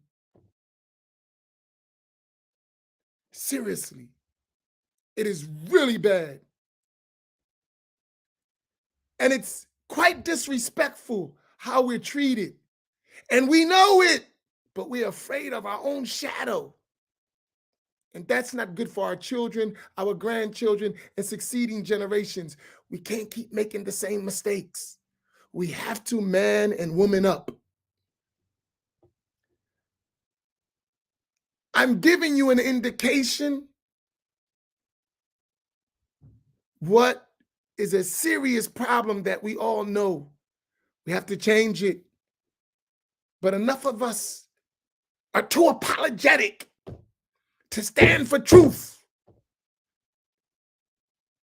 How dare you enslave us, you subjugate us, you oppress us, and then ask us to apologize. Come on. How dare you enslave us, oppress us, subjugate us, undermine us, underserve us, and then ask us to apologize. Don't be like that. Please, please, please have some honor, have some dignity for yourself as a people. I think y'all got the point. I just can't be so direct because I think the harm is greater than the benefit for being direct. But I think you got the message. You got the message. And if you don't got the message, then we're wasting our time if you don't get this message.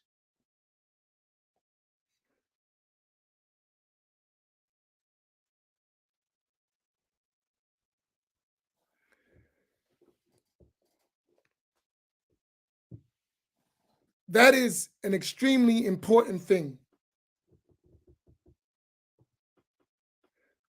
Let's get busy. Let's get to learning. We're doing it, but we have to build too.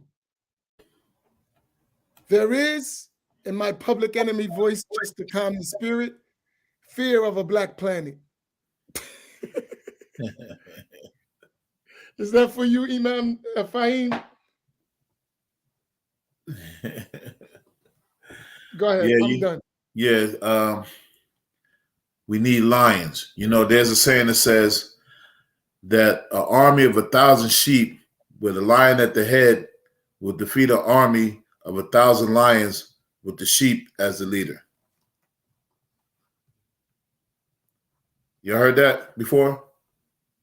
Say it again, Imam. I heard it, but I want an army of 1,000 sheep with the lion as the head of the army will defeat an army of 1,000 lions with the sheep as the head of the army.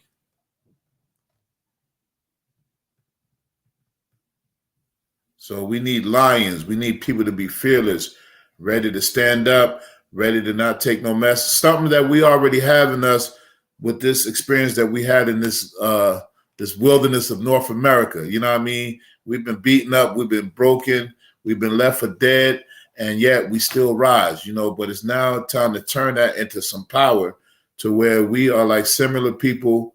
Never again. Never again. I'm watching them gather around their leader, their leaders gathering around their leaders to come at what we're doing. And our people gathering around their leaders to come at what we're doing. And I say to myself, look at this. Wow. Bring it. That part I'm not worried about. Come on. What I'm saying is what we're talking about, they're actively doing while we're talking. They're actively doing it. That's a deep thing. So they're showing me why we need to do what we're doing. They're showing me by practice. They don't even agree together, but they agree to come against that Negro doing all that talking over there. That's some deep stuff. They and themselves can't work together to agree. But when it's to come against us, it's a collective effort. That's some deep stuff. Adul Siddiqui. Siddiqui Adui. What the heck? The enemy of my enemy is my friend. The friend of my enemy is my enemy. A lot of people, even if they never heard that saying before, they operate on that. They all, you know, when somebody, if you don't know where somebody stands, right? You know where they stand when all of a sudden they become best friends with your enemy. Let me tell y'all what this is about without saying directly who I'm dealing with. You know what this whole stuff is about? What's that? Because I didn't say it's obligatory on every one of you, whether you know or don't know, to consider Ibn Taymiyyah a kafir. That's the discussion. It's all about guns and butter, man. Guns and butter. Let me ask you, how many of you actually know who Ibn Taymiyyah is? Of all these over 100 people listening, how many of you actually know who Ibn Taymiyyah really is? Really know who he is? Think about that. Really think about that. Most of the people don't even know who Ibn Taymiyyah is. Right? I'm not talking about you heard his name. You actually know who he is, what he said, what he did, what he wrote. You don't even know who he is, most of us. And they made that our deen. Your deen is based on what you think of Ibn Taymiyyah. Yes. Who most of us know nothing about and has nothing to do with our reality. And you better be careful, because if you ask somebody, well, who is he, since you know, they may say Sheikhul Islam. But now let me explain something to you. So let me give you my official position, which you should already know. It is not permissible to follow the ideas of Ibn Taymiyyah. He was misguided in beliefs and practice. That is sufficient for you until you study. It is not permissible to follow his ideas in creed and in practice. Not permissible. That is my position. Right?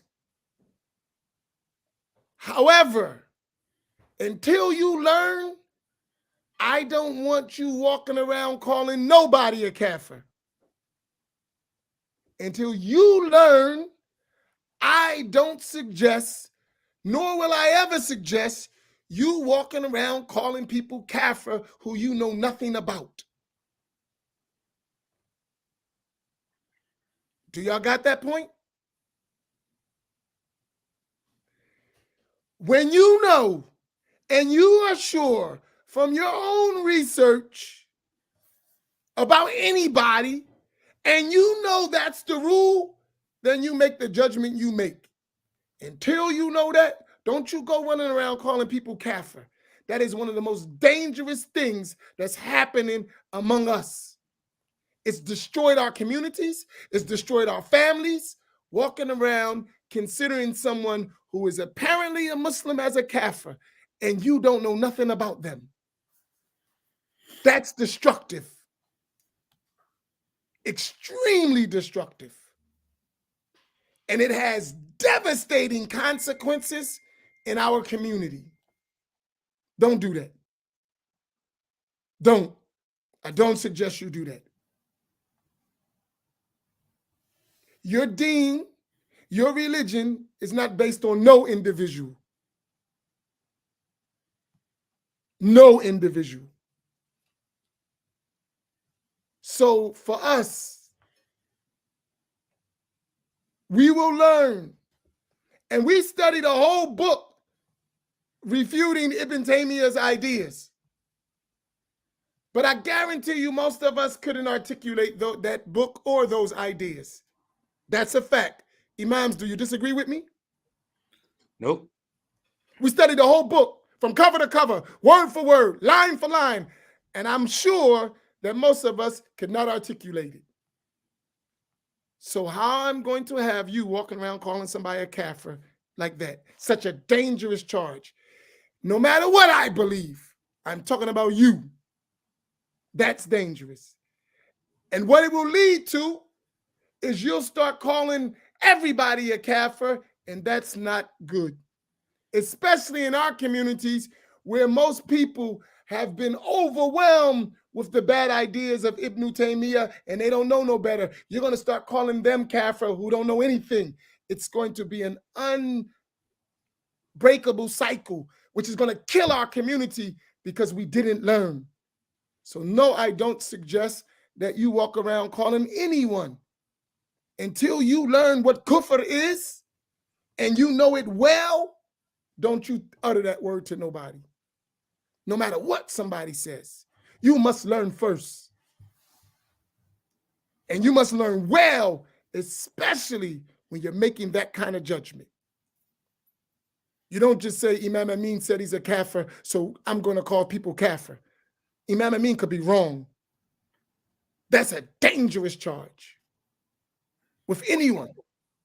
Don't do that. Learn. And if you learn and you understand and that's your position, do it. You have every right. But if you didn't learn and you don't know well, that's not your job. I don't care what nobody tell you. Don't do that. Let me tell you what the Prophet ﷺ said about that. Whoever says to his brother, Muslim, oh, you disbeliever, ya kafir, it is as he said, or that judgment will return to the one who uttered it. Don't you say nothing like that and you don't know what you're talking about. I'm going to repeat an authentic hadith of the Prophet ﷺ. The meaning is the one who says to his brother, fellow Muslim, oh, you disbeliever, ya kafir. It will be as he said, or it will return to the one who said it. That's serious. That is serious charge. And let me tell you what that charge means.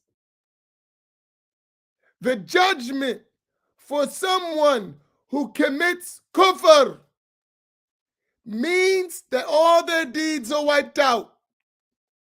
They are ordered to repent. And if they don't repent, they are executed.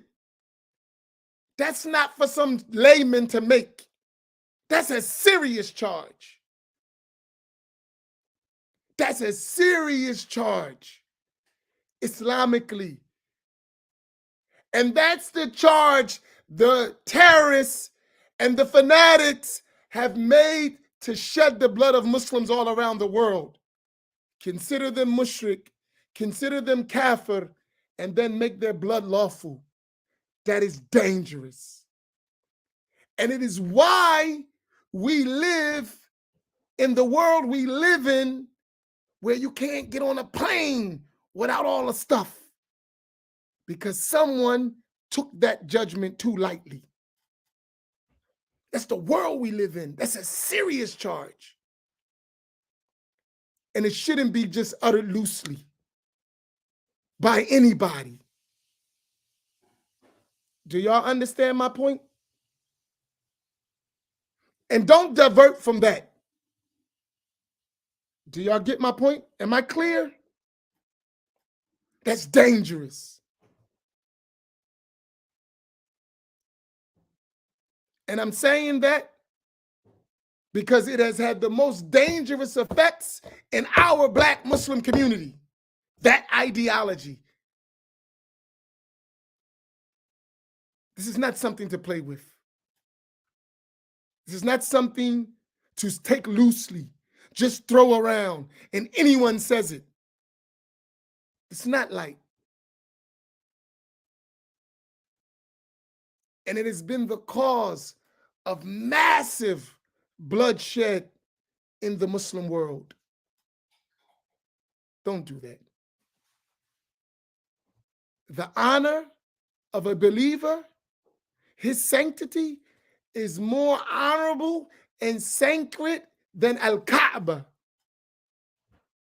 The honor and blood of a believer is more sacred than the Kaaba.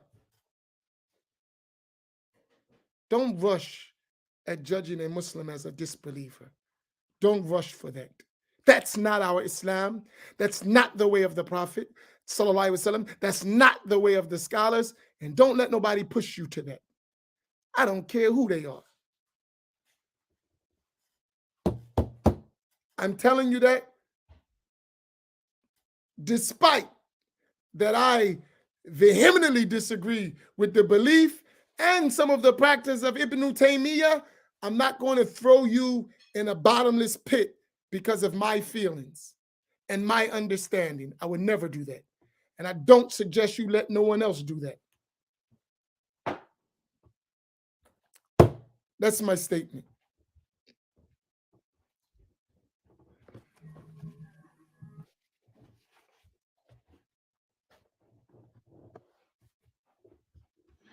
And that doesn't mean that I agree with any of the creed of Ibn Taymiyyah, because everyone who knows me and knew me for the last 30 years know that my life has been spent refuting that creed. So if you don't know me and you ain't been around me and know what I suffered to refute that creed, you should be quiet. Because people who know me know what we've went through to explain the creed of Ahl Sunnati wal Jama'ah, which most of you would be afraid to go through. So let's not do that. And that's all I can say about it. And the moon has not been sighted because Imam Naeem doesn't follow Saudi Arabia. And they didn't even sight it in Saudi Arabia. And for us in Pittsburgh, we ain't even looking yet. tomorrow's our day to look. But it appears that most people seem to be, because most people follow Saudi or they follow calculations. And so if you follow Saudi or follow calculations or follow people that follow any of those two routes, you're going to be fasting Thursday, right? For us, we'll be looking for the moon on tomorrow night in Pittsburgh. And if we don't see it, or if there's no other sighting anyplace else, then we won't be fasting until Friday. So for us, it's either Thursday or Friday. What about you, Imam? Let's see how much division we can see. Where are you doing? Well, we went with the sightings from Central Halal Sighting Committee, and they were looking tonight. So, but there's a probability of being sighted tonight. So we're looking at Thursday. Okay. So, and I'm still united with Imam Naeem. So we're looking for a sighting. If we get no sighting, then we will keep looking to a sighting until we count Sha'ban as 30 days. According to our calculations from our last sighting, this would be the 29th night of Sha'ban for us, right? So if we don't get a sighting tonight, we will continue, and Thursday, Wednesday night, for us will be the 30th of Sha'ban. The first night. Come on, man, help me out, Imam Naeem. I'm trying to figure out what you're talking about.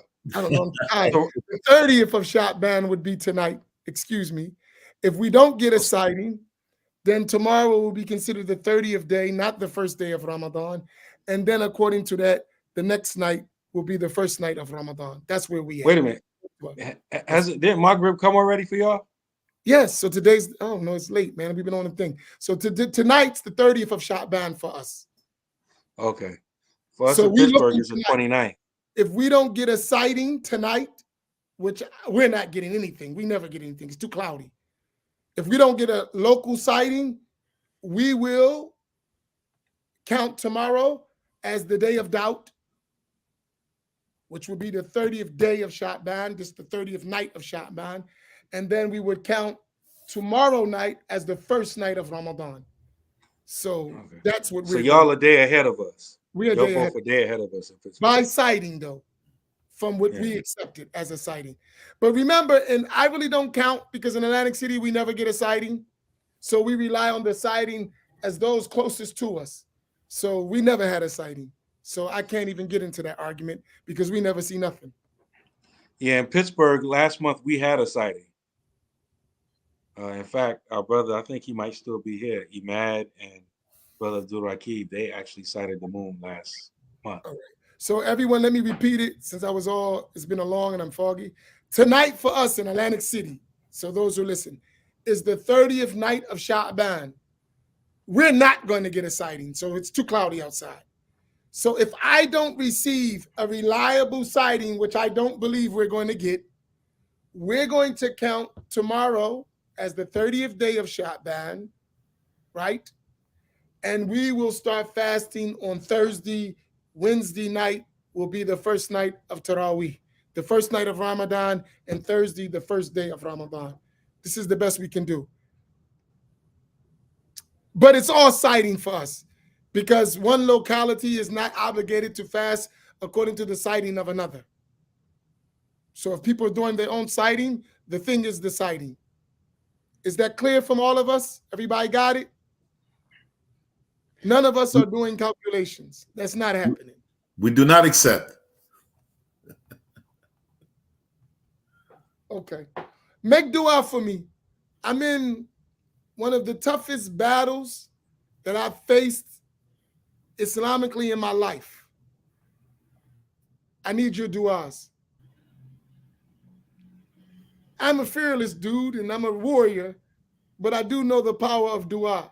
So I need your dua that Allah supports us in conveying the truth and allows us to continue our work no matter who stands up against us. Yeah, dua and a couple of kick door inners.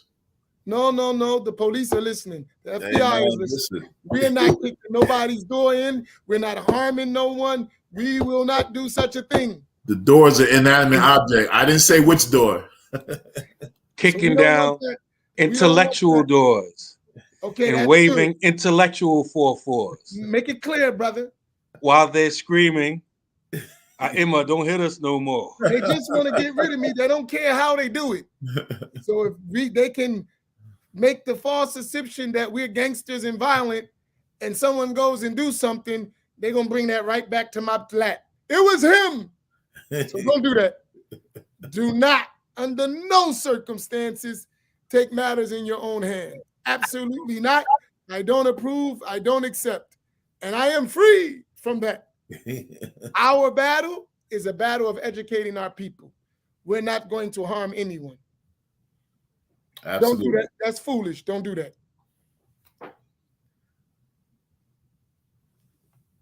Okay, Imam, we got all that out the way. Right? No, this is serious. Don't sleep. This is serious stuff. Be vigilant, be wise, and subhanallah, don't. Most of you haven't traveled the world, so you really don't realize the level where these things go to. You haven't been nowhere. But I lived where this stuff gets real serious. So I know the difference. And trust me, we're blessed to be in America because it's in itself is a protection from us ruining ourselves. Right? So be careful. And when I say that, watch what you do yourself. Yeah, you have to understand how these people work. Like we were talking about agent provocateurs before. Here, people will come mess with you. They will start with you. They will get aggressive with you. They will encourage other people to get aggressive with you, intellectually, and even try to do what we call dog whistles and try to even get them to attack you, even maybe physically. But if you try to defend yourself, whatever, they'll be the first running and telling, hey, look what he did to me. Ignoring, that's what I said last week. Like I gave the example of my wife at her old job. Somebody kept messing with them. And then my wife got fed up and yelled at her. And people didn't hear all of the messing that was going on with her. They just heard my wife yelling. So this is what these people do. They try to provoke you into doing something that's going to harm yourself. And they provoke the whole thing. So this is what they do. They're agent provocateurs in the guise of Muslims. Imam Faheem, I might need to get my Charleston White on. That's what I might need to do. Don't do it. Don't do it. Hey, Naeem, Imam, do you know who Charleston White is? Yeah. You say all types of wild, reckless stuff online. Do you know what he always say? Nah. He said, I got the FBI, I got the state police, everybody. You come mess with me, you're going to jail. After you finish talking all that trash. Oh, I don't suggest no one listen to that guy because he's real way out there with the haram stuff. But he's like, yeah, you rappers, and if you come with me, I'm going to call your parole officer. I'm going to call the police. Oh, man, you cannot make Yeah, nigga, no. He actually did the same thing. All that trash, all that takfir, and then try to accuse you of being violent while you talk this violent stuff. I know. So that's why I said we be careful. We're having fun. Make dua that Allah subhanahu wa ta'ala gets us through this bumpy road, and we will, inshallah ta'ala. But to help us get through this, I need our brothers and sisters who know exactly what I'm talking about to stand up and stop being afraid to speak the truth. Stand up. You can make a better tomorrow. Stand up. You can do it. I remember when I was little, there used to be a little cartoon, a little train going uphill. I think I can. You can do it. Just keep talking to yourself. Self-talk. What do they say in there? manifest it. I think I can. I think I can. I think I can. I think I can get off the plantation. I think I can stand up the master. I think I can. I think I can. You can do it. Okay, you're going to close us out in dua, Imam, from Africa. MashaAllah. You sure? Sure. Yeah, the little engine that could. Little house Negro that could. You could do it.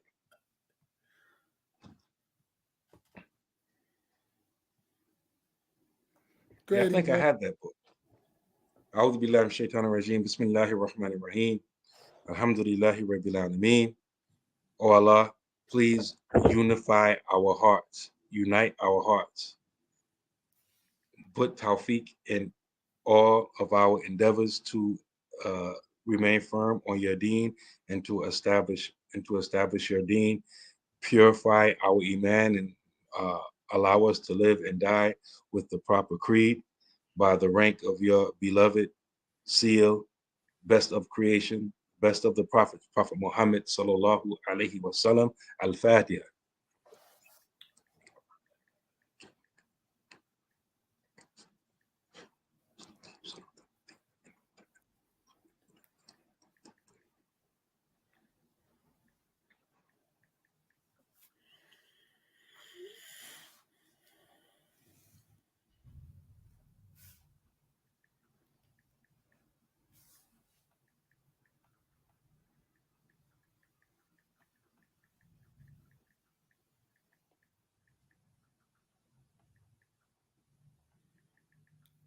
Okay, Imam Amin, we're done, right? Okay, yeah, I'm sorry.